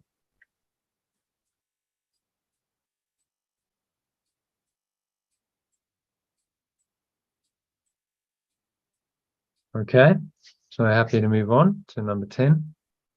Yeah. All right, so we're done number 9, just check. No, number 9, so number 10, I think it's Christine. I'm going to read that, Christine. In the holy aware instant, I will see the smile of pure formless awareness shining on both me and my companion. Oh, was the blessing. See the blessing of smile of heaven, the blessing of pure formless awareness. Or perceive blessing of pure formless awareness shining on both me and companion. And I will bless him in glad acknowledgement of the grace that has been given to both of us.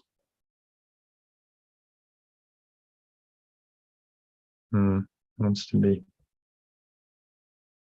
singular, and my companion I will bless.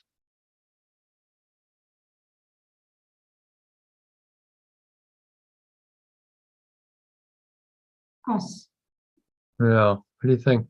If we translate it as companions, does that change the sense of it too much?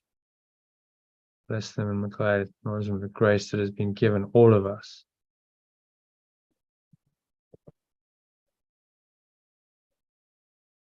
What do you prefer? I'm trying to avoid using the masculine or feminine. Okay, that's fine.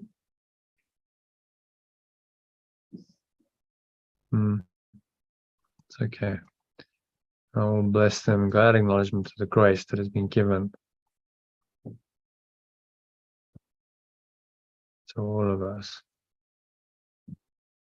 The sun will not stand against the union pure formless awareness has blessed.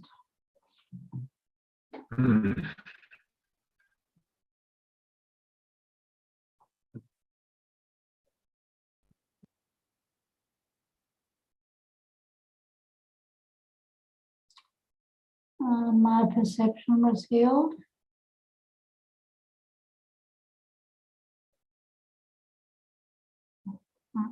In the holy aware moment, pure formless awareness gave Me. me. I forget what I have misperceived and raise my eyes in faith to what I can now perceive truly.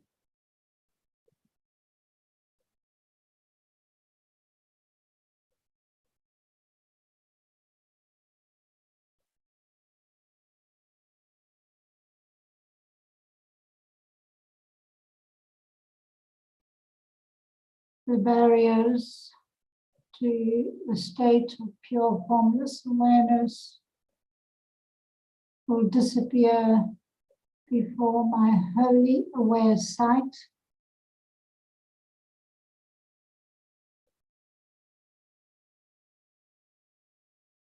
For I, who was sightless, have been given vision. And can see and perceive. Before my innocence, change sight to perception. Or I.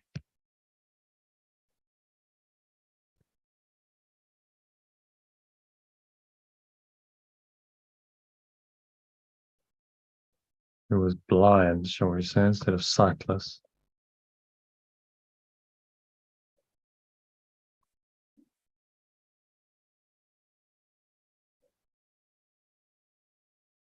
And being given vision. And so I can now perceive truly.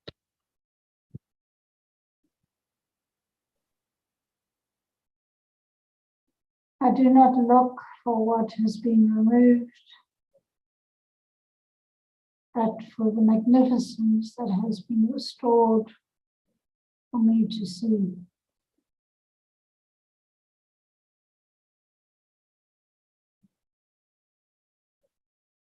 But I perceive the magnificence that has been restored to me. I look for what has been removed, the magnificence that is restored. So for me to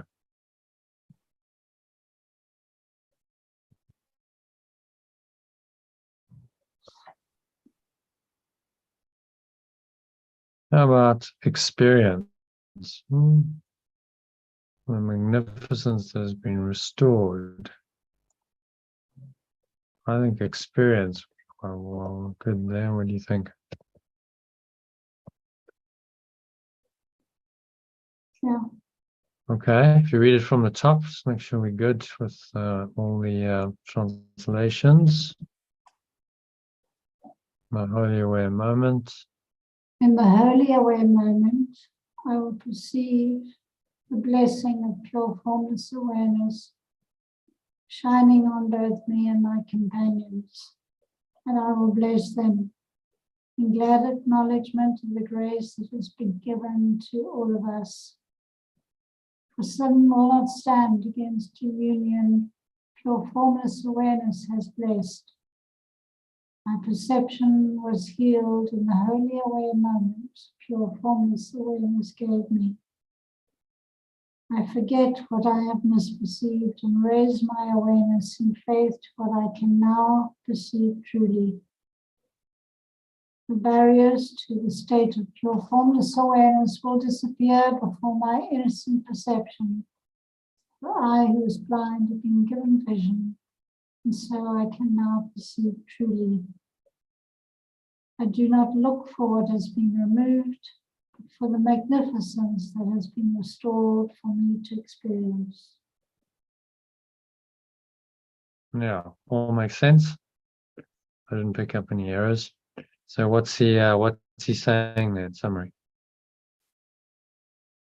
In your own words.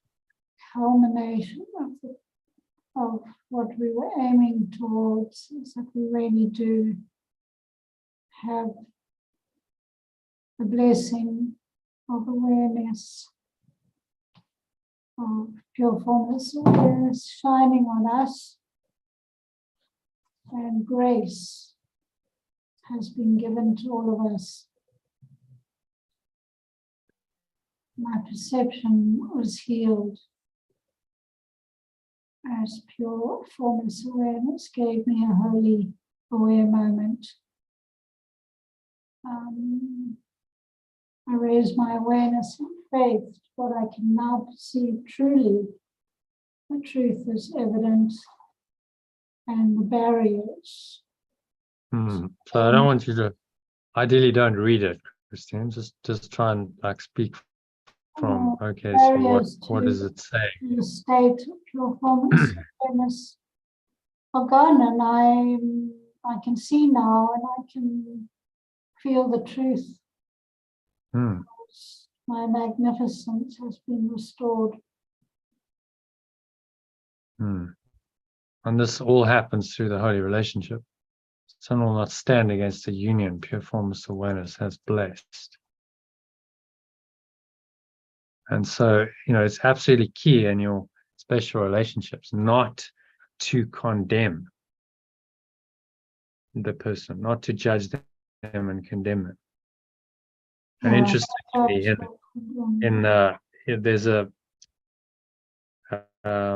organization called the Gottman Institute, and they talk about the four horsemen in relationships, and the most four horsemen of doing a reference to the four horsemen of the apocalypse. So it's kind of the beginning when these four horsemen are seen in a relationship. It's a sign that it's on the rocks. It's heading towards an end, divorce or separation, and criticism and condemnation are two of them, and then the flip side of criticism and condemnation are defensiveness and stonewalling. Those are the other two. Yeah. So it's in the criticism and the condemnation of someone, which makes sin and guilt real and denies what they are, denies what you are if you do it, denies what they are, and confirms that you're both separate and split apart in this unholy relationship.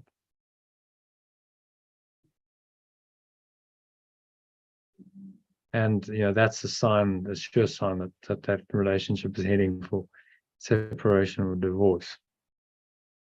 So it's critical that we apply this. And the research shows that this really matters. You must learn to forgive and to let go and not to criticize, not to condemn.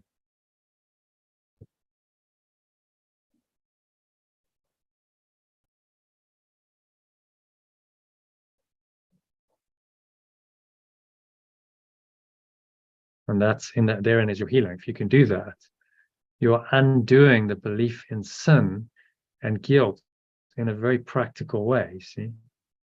Because it can all be a bit kind of theoretical. Well, okay, I'm kind of get it intellectually, and I've got to let go of all sin and guilt, and we kind of go, yeah, okay, well, I can do that.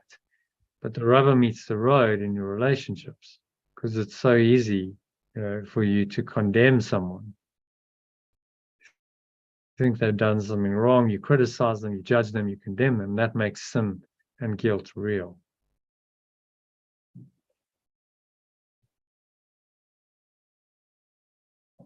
That makes sense? Yes. So judgment, criticism, condemnation, and stonewalling. Yeah, the Four Horsemen. You can look it up online. Go to the Gottman Institute.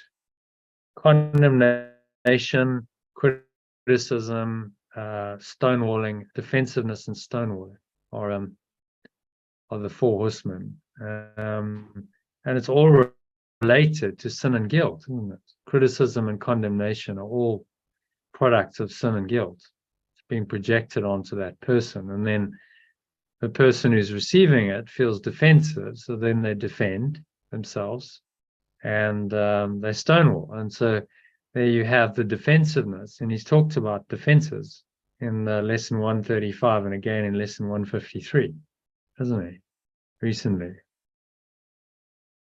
So in my defensiveness, my safety lies. Because we're not making sin and guilt real then if we don't defend against it. So we see how pertinent these lessons are. That they're really the spiritual underpinning of this kind of research and observations that are seen in this world related to special relationships and why they work and why they don't work. The relationships that work, that are holy ones, relatively holy ones, are ones where the two partners forgive each other. They don't judge each other and condemn each other.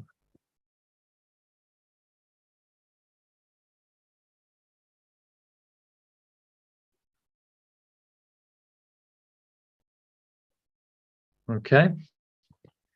Okay. So yeah, check it out. Gottman Institute, Four Horsemen, definitely worth Googling. And, they've done thousands of hours of research observing couples.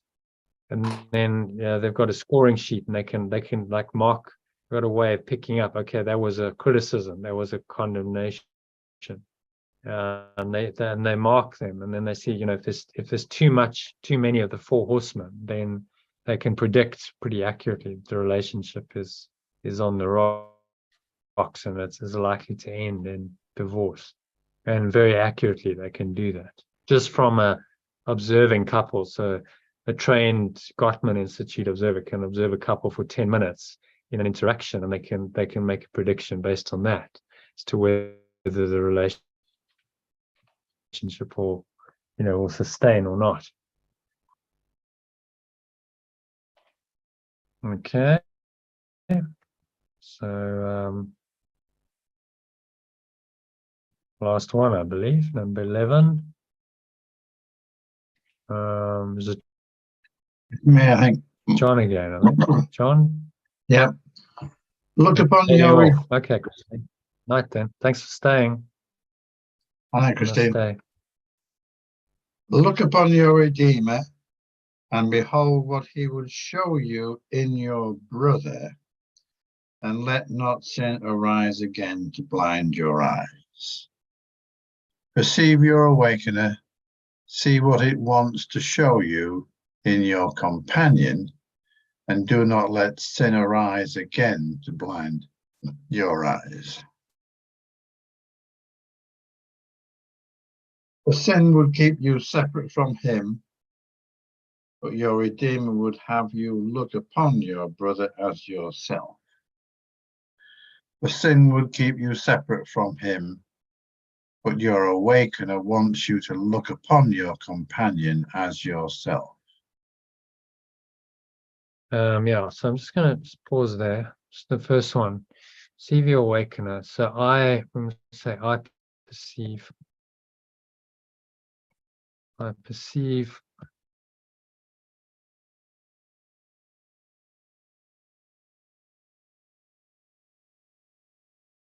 must perceive my awakener. I must perceive my awakener, see what it wants to show, I must perceive my awakener and perceive what it wants to show me in my companion. And do not let sin arise again to obscure. And I I do not, will not. and I will I not, will not. I will not let sin arise again to obscure. Obscure, blind my eyes to obscure my true perception, shall we say. I will not let sin arise again to obscure my true perception. Yes, that's good. Yeah. So read it from the top.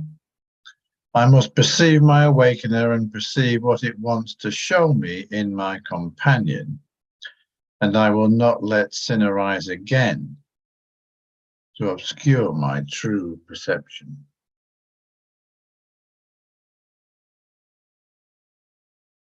The sin would keep you separate from him, but your Redeemer would have you look upon your brother as yourself.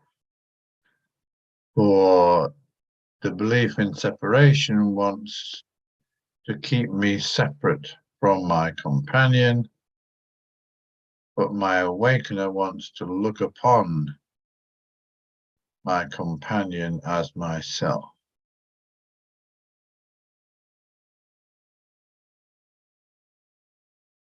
Perceive, shall we say, to perceive.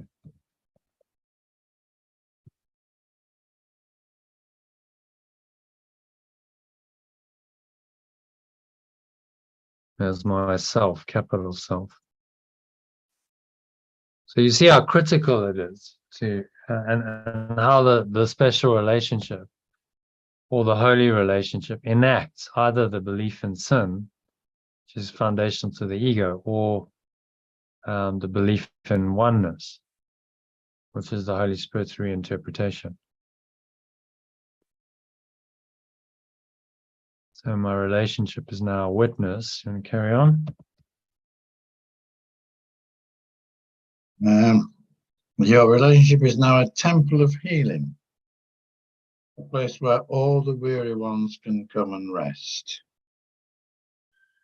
My relationship is my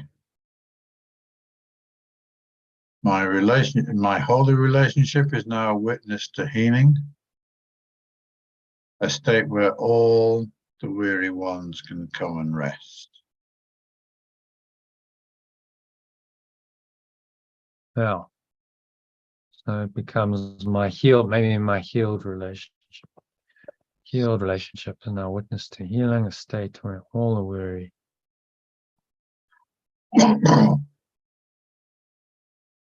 Not really, yeah, state.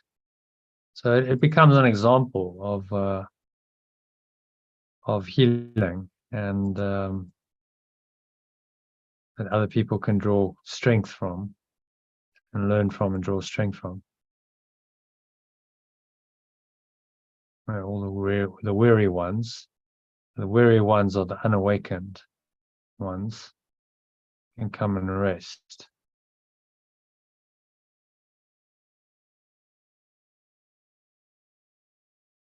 Here,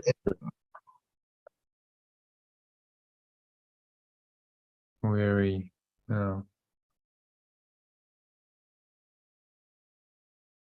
here is the rest that waits for all after the journey.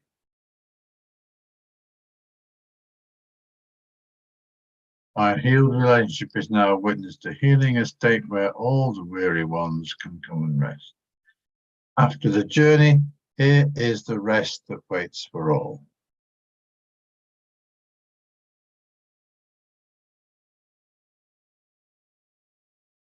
And it is brought nearer to all by your relationship. And my relationship brings it nearer to all.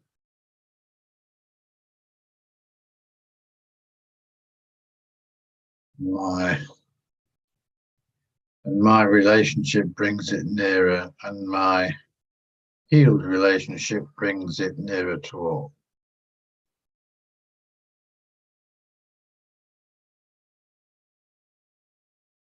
It becomes an example of healing in this world that other people can perceive and draw strength from.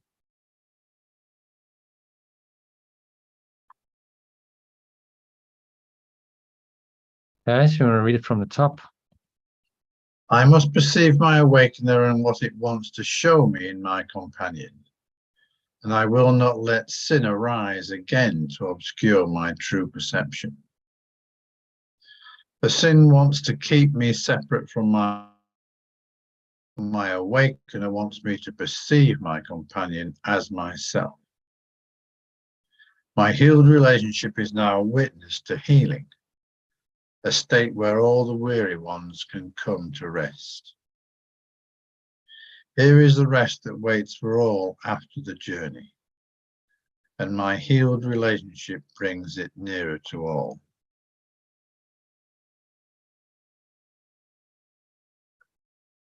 I think it's in reading this that I really get a sense of the importance of the holy relationship.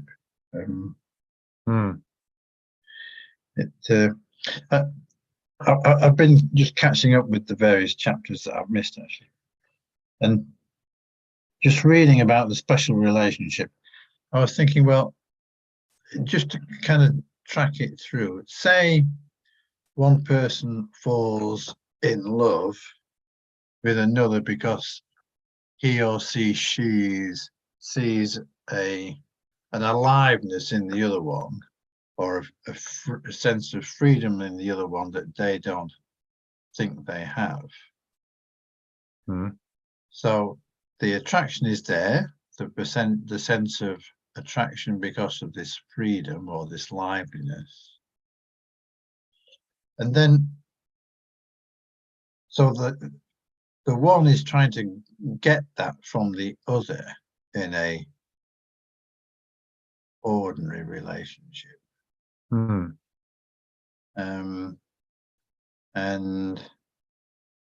so they feel that sense when they are with them,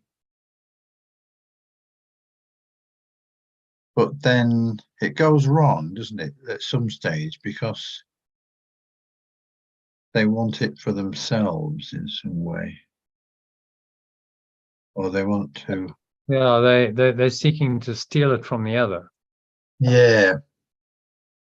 So because of this, the specialness means that it's me. Remember, the principle is exclusivity. Separation says if I have it, then you can't have it. So if I steal it from you, then I have it and you don't have it. Yeah. And then I feel guilty for that because I know what I'm trying to do. How might that? I mean, if you just take that example of somebody who falls in love with another one because of a sense of aliveness that the other one has. How would they steal that? How would they? I'm trying to get my head around how they would actually steal. Oh, well, I know exactly how, because I've experienced it. What they try and do is control. They try and control it. Oh, okay. And they say, okay, so now I was attracted to it, but now you're mine. Now I'm gonna control it and manipulate. And so now you're mine, and I've got you, and I've kind of stolen your your essence in the ego's view. Of course, what you're really doing is just covering that over in the other person, and so it won't feel really satisfying for the person who's trying to do that. It can never really be satisfying, but the ego is telling them that that's what they should do. So they control the other then feels resentful, and then you get this whole combination of criticism and suppression and putting people down. Yeah, it all goes haywire. Yeah, and then the relationship is unholy, characterized by sin and guilt. You have the four horsemen populated, and both parties resent each other. Yeah, and it's a disaster. It's terrible. Yeah, No happiness, no love, no joy. It's covered over by this really toxic belief in sin and guilt. Yeah. And the way out of that is that they start forgiving each other, saying, "Okay, I'm not going to hold it against you. Whatever I think you've done, I'm going to let it go, and see that really you're actually still innocent, pure, holy, innocent. Nothing's ever been done." It's one of the hardest things to do, isn't it? Because apparently the person has done it. Yeah. And in a special relationship, that can be quite hurtful. But this is how you undo the ego. There's a radio program called The Archers. I don't know if you've ever heard of it, John. I have actually, yeah. I mean, it's been going on for 60 or 70 years. Yeah. Deborah's parents listen to it, so that's how I know. But they a few years ago there was a relationship developed that really kind of attracted a lot of attention. The guy was controlling the woman, coercive control, and she ended up stabbing him, and it was a mistake. I mean, he kind of gave her a knife so she could kill herself, which she was threatening to do, but she stabbed him, and she ended up in prison for a while, and then it kind of went to court, and he cleared off. He disappeared for several years, but now he's come back. Right. And but he's just been diagnosed with some illness, and he's only got 3 months to live. So suddenly all this pressure is on her again, because they do have a child between them, and she's managed to keep him away from the child all this time, since she got rid of him. But is now saying, "Well, I'm dying, please, you must now give me access to my son, before I die." It's quite an interesting story. Yeah, and the reason why it's interesting for people is because it's a reflection of what goes on in so-called real life. Yeah. So it's gripping because these are the kind of dramas that play out in this world, and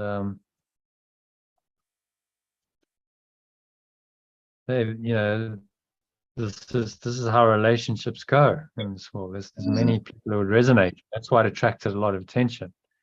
It would be like, okay, well, I can see myself or aspects of myself in my relationship in that. And it's quite, it makes for gripping drama.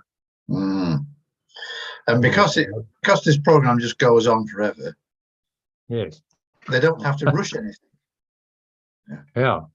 They can just leave, just as in real life, things go backwards and forwards, and you can see a trend, and then it snaps, and then it disappears, and they come back, and it's exactly how it works in the ego's world. In real life.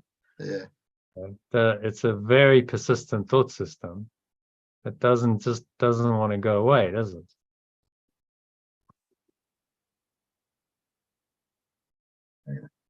And the way out of it is to forgive, to radically forgive and deny any sin and guilt. That's the way out. So it's not real. And so I won't perceive it in the other person.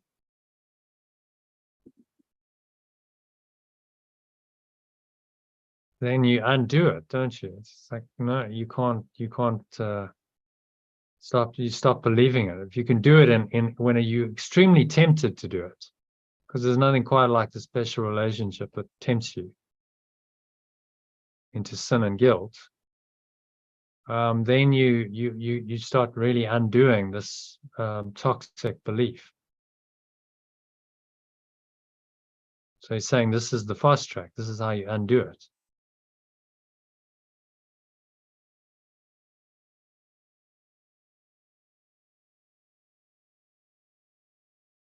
Yes.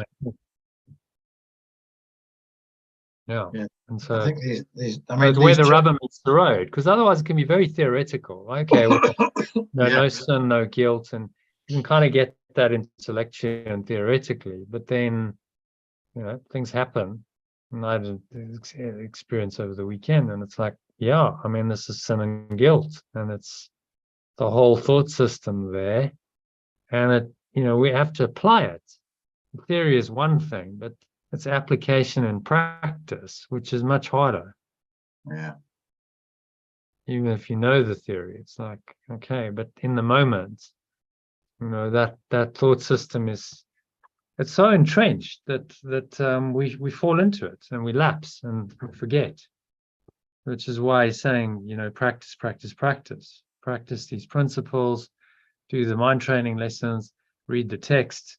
Again, I mean, I've read this text a number of times. We did it last year, so I've got the translation. But you read it again, and then it starts to hit home.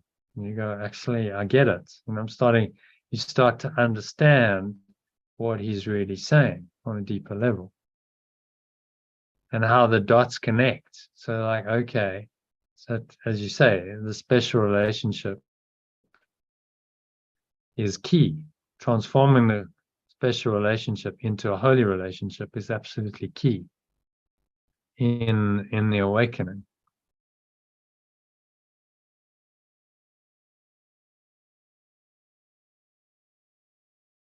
Very good. Yeah. Okay, so we want to have a look at our personalized executive summary. Kept it reasonably short. So just read that, and you probably don't want to do a meditation at this point, but should we just read the summary then? Yeah. I think Elaine's gone, so it's just the two of us. The graveyard shift, this is called. All right. So you can read the personalized executive summary. Then, stemming from the belief in Separation. Sin, stemming from the belief in separation, holds an attractive power rooted in guilt and fear. Mistakenly perceived as real and unchangeable, sin is associated with punishment and is seen as an eternal desire. However, the remembrance of perfect love. So we try and just pause. So we try and personalize this. Yep. Sin, stemming from the belief in separation, holds an attractive power. Holds an attractive power rooted in guilt and fear. Maybe has an attractive power instead of holds.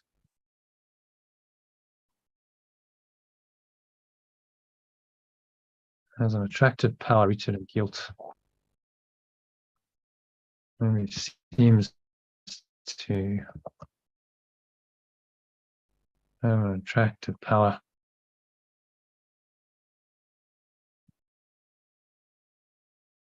Rooted in guilt and fear.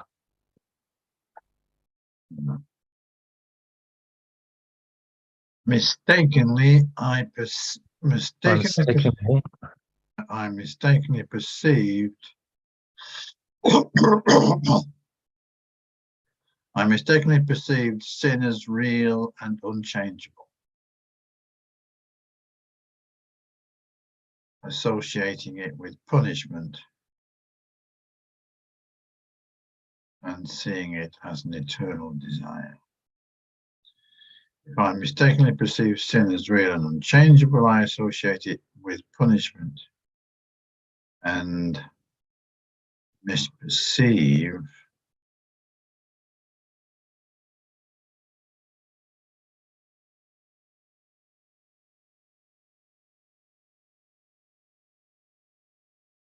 Must perceive it as something I desire eternally. And so you can see then how the ego has created this illusion of something that's eternal out of sin. So it just continues on and on. Seems to be no end to it. Something I desire eternally, and I'll be stuck in it forever.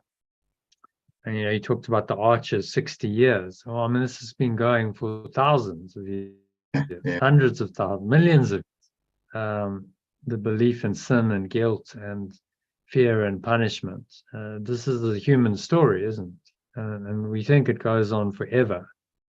Because as long as humanity's been around, you've had sin and guilt and fear and attack. But Yeshua's saying to us, but you can end it just by changing your perception of sin. Change it from permanent and eternal to an error that you can let go of. However, the remembrance of perfect love recognizes that mistakes, not sin, call for correction and are meant to be overcome with love. However, the remembrance of perfect love recognizes that mistakes, not sin, call for correction, meant to be overcome. However, my mistakes. sin. That sin recognizes that hasn't quite got that. Sin is really a mistake.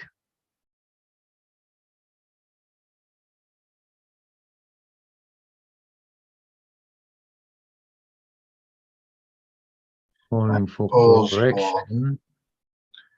Falling for correction. And meant to be overcome. Be overcome with love.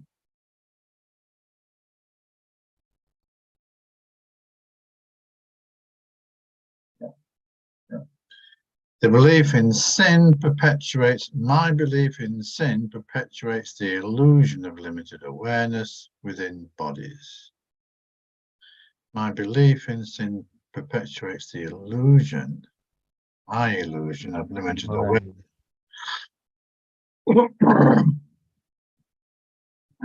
Within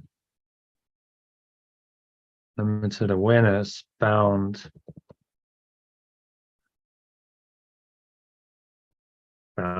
within bodies. Bound within bodies, reinforcing the perception of a fragmented world, reinforcing my perception of a fragmented.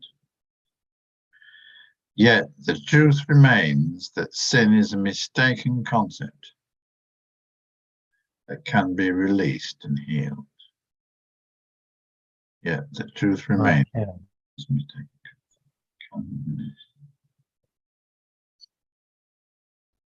I'm mistaken that I can let go of.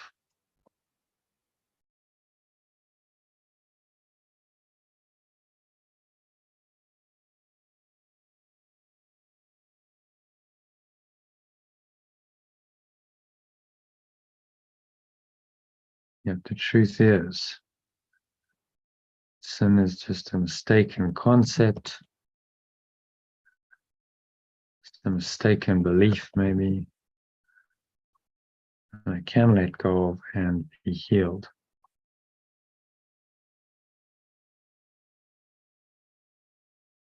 Okay. By embracing the remembrance of perfect love, sin loses its grip as errors are corrected and seen as opportunities for healing. Okay. Sin loses its grip as errors are corrected as I correct my errors. Sin loses its grip as I correct my errors and receive opportunities for healing. Perceive sin as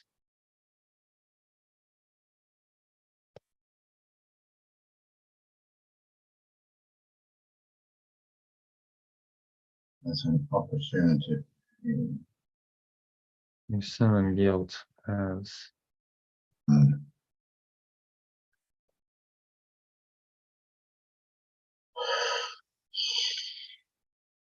and loses its grip. Embracing remembrance of perfect love. Sin loses its grip. I correct my errors and receive sin. Correct my errors and see sin and guilt as opportunities for healing. The recognition that the extension of perfect love can make mistakes allows for a shift.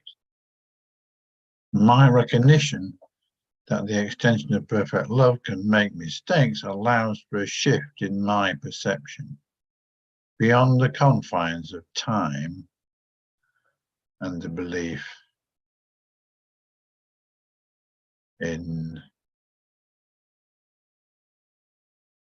unchangeable perception. Right.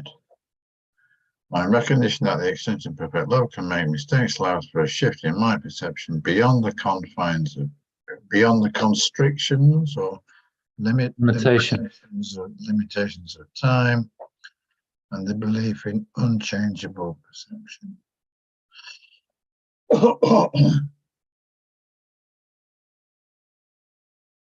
I believe that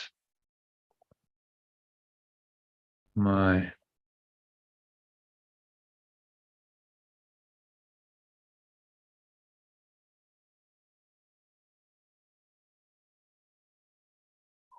and my belief that my perception is unchangeable.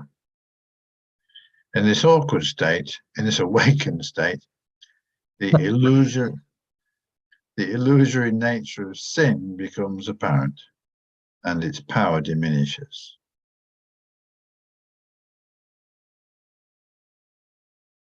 In this awakened state, the illusory nature of sin becomes apparent to me and its power diminishes. Okay? power over me diminishes. Over me diminishes. Through releasing the belief in sin, I find healing for myself.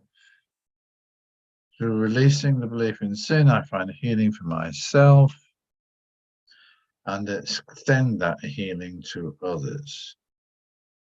Is this text from last year, John, or is it the AI? This is the AI. Oh. Okay. I just stuck it in while we were talking. I put it into the right. AI and it's kicked us out through letting go.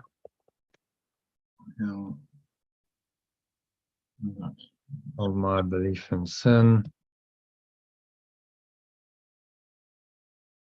I heal myself and extend that healing to others. My relationships become witnesses to this healing process, offering a space of rest and unity, offering me a space of rest and unity.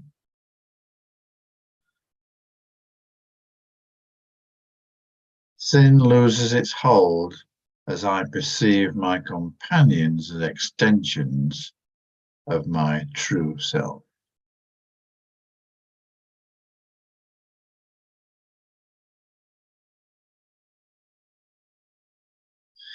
ultimately the notion of sin dissolves in the light of pure formless awareness of perfect love.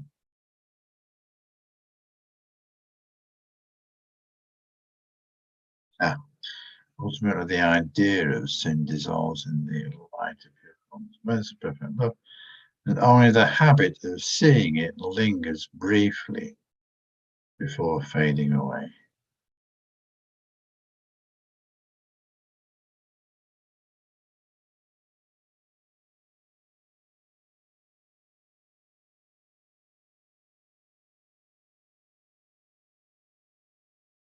And being completely undone. Yeah. And then this was what I did last year. Key message, so it's shorter. Do you want to read that one? See if it makes sense. The key message of this section is that when I believe in sin, I am really being attracted by guilt. When I believe in sin and guilt, I believe that my own and other people's errors cannot be corrected and are therefore permanent and justified punishment. My remembrance of perfect love will help me perceive all my misperceptions of sin correctly as errors that I can let go of, which facilitates my healing and the healing of people with whom I am in close relationship. My healed and wholly aware relationships will be a shining example that can inspire other people to heal themselves and their relationships and experience the inner peace for which they yearn.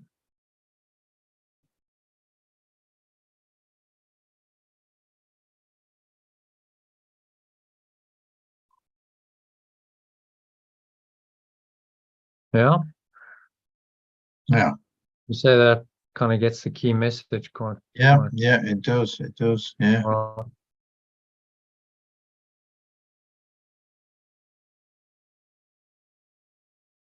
Okay. Do you want to do a quick meditation on the key message to finish off?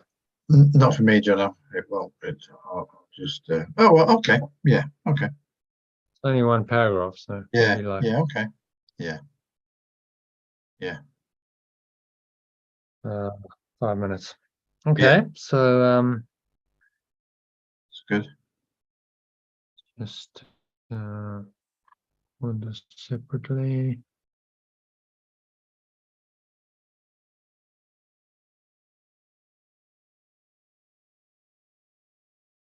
All right, so just close your eyes, make yourself comfortable in your favorite meditation posture. Just going to meditate on the key message of this section 3 of chapter 19 on the unreality of sin. It's to really entrench this, very, very important message, really the key to our awakening. So close your eyes, take a nice deep breath in through the nose. So the stomach rises and the chest rises. Subtle flow of air in through the nostrils. Pausing at the top of the inhale. Notice any thing that's negative, limiting, contracted, constricted, that's in your mind, sitting in your energy system, in your body. Breathe into it. Deep maximal inhale breath. And know that anything that's at all negative or negative of love is always the belief in sin, whether we can see that or not. Sin underlies sin.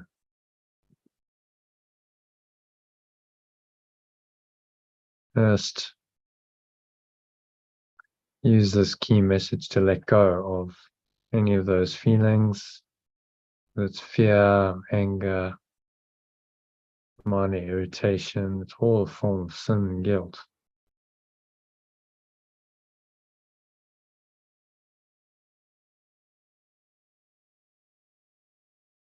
So the key message of the section is that when I believe in sin, I'm really being attracted by guilt. And if you want to speak that as an affirmation, just say that aloud to yourself. When I believe in sin, I'm really being attracted by guilt.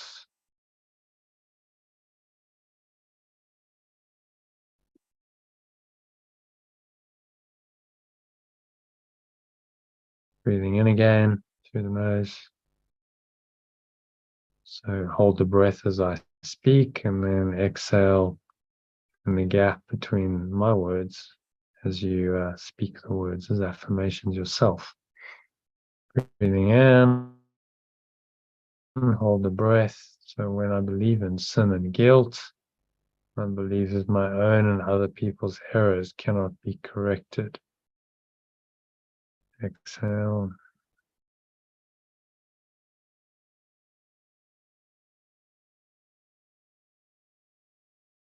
And are therefore permanent and justify punishment.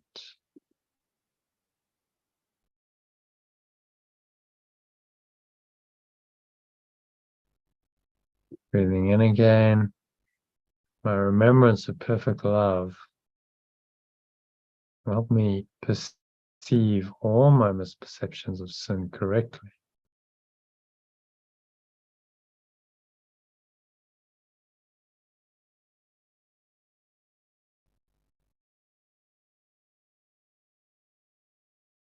As errors that I can let go of,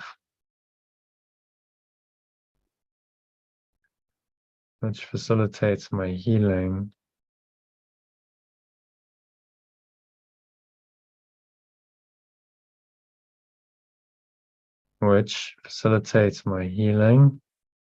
and the healing of people with whom I'm in close relationships.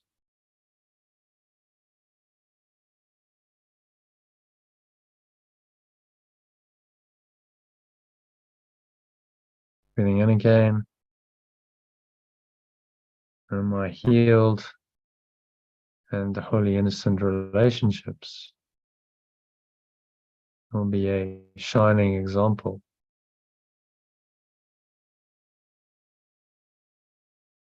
that can inspire other people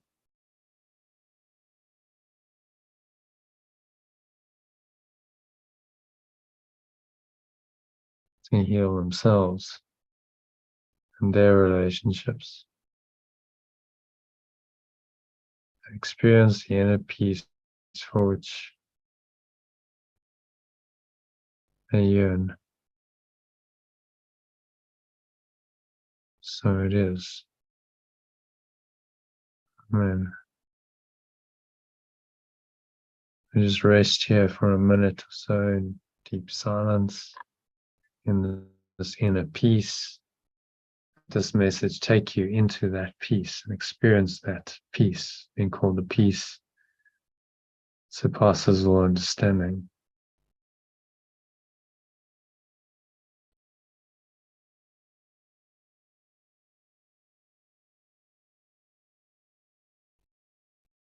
It'll take you into that peace.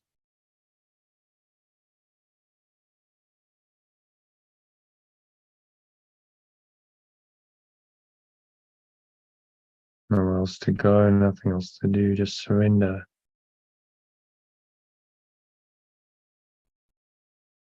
Peace and the tranquility that are yours, not sometime in the past or the future, but right now in the holy instant.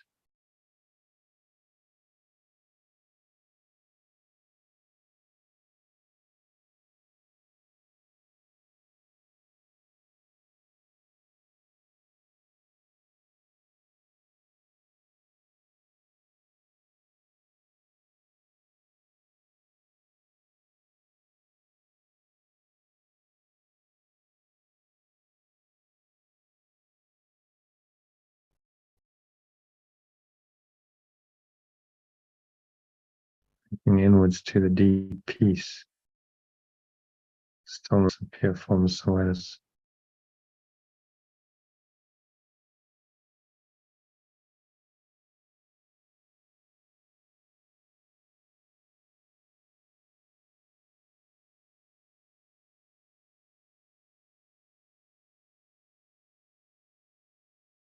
So just gently coming back now and carry this peace with you into the rest of your evening and on into your sleep. And into the rest of the week. So I just said, so it is done. So on the count of three, open your eyes. 1, just breathing in, notice the breath, stomach rising, chest rising, pause. Top of the inhale, scan your mind, just thoughts and emotions, body sensations, and anything that's untoward, negative.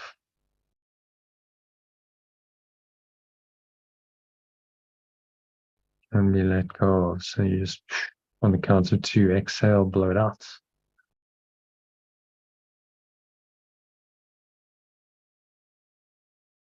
And you'll go, surrendering it all.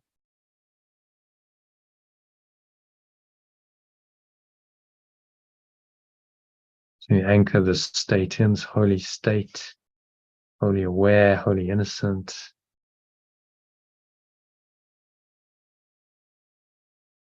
Sinless, guiltless, fearless, and innocent. Carry this with you into your sleep and on into tomorrow. So it's said, so it's done.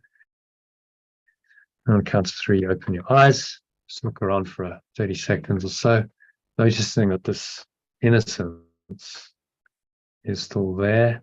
Don't need to name, judge, label, criticize, and condemn anything in this world because it's all illusory.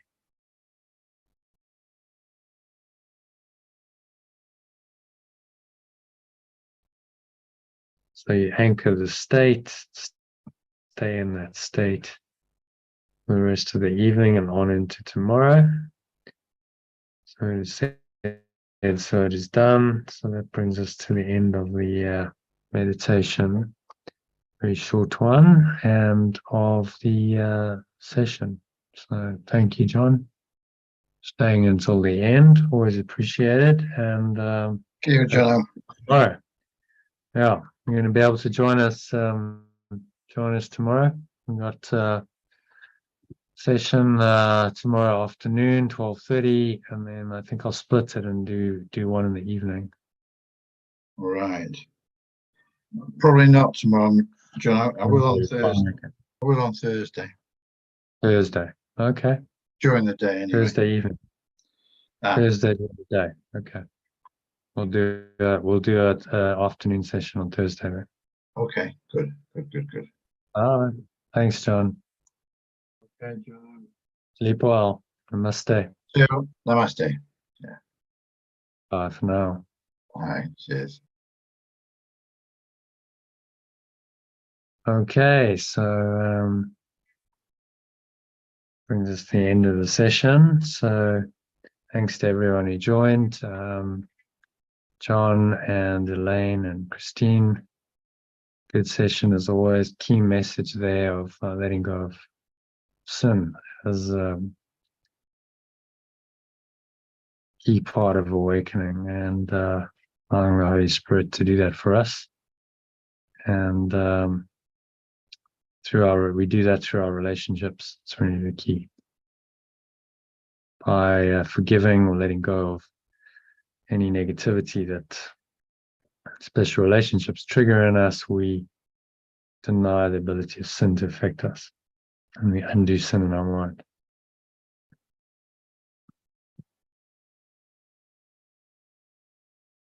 This is why the special relationship can be so helpful.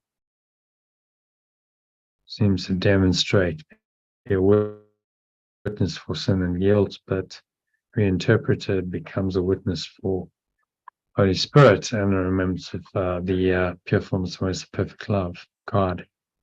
So practice that well and join us. If you're not a member of the community, join us in our next session, our next masterclass. Put some details about that down below in the chat if you're watching the video on YouTube. So go register and find out more about this program and how you can join it. I offer 3-week free trial, so you can join and join these live sessions as much as you like, as well as get emails and text messages, these teachings. So tonight resonated with you, go do that. I'll see you on the inside soon.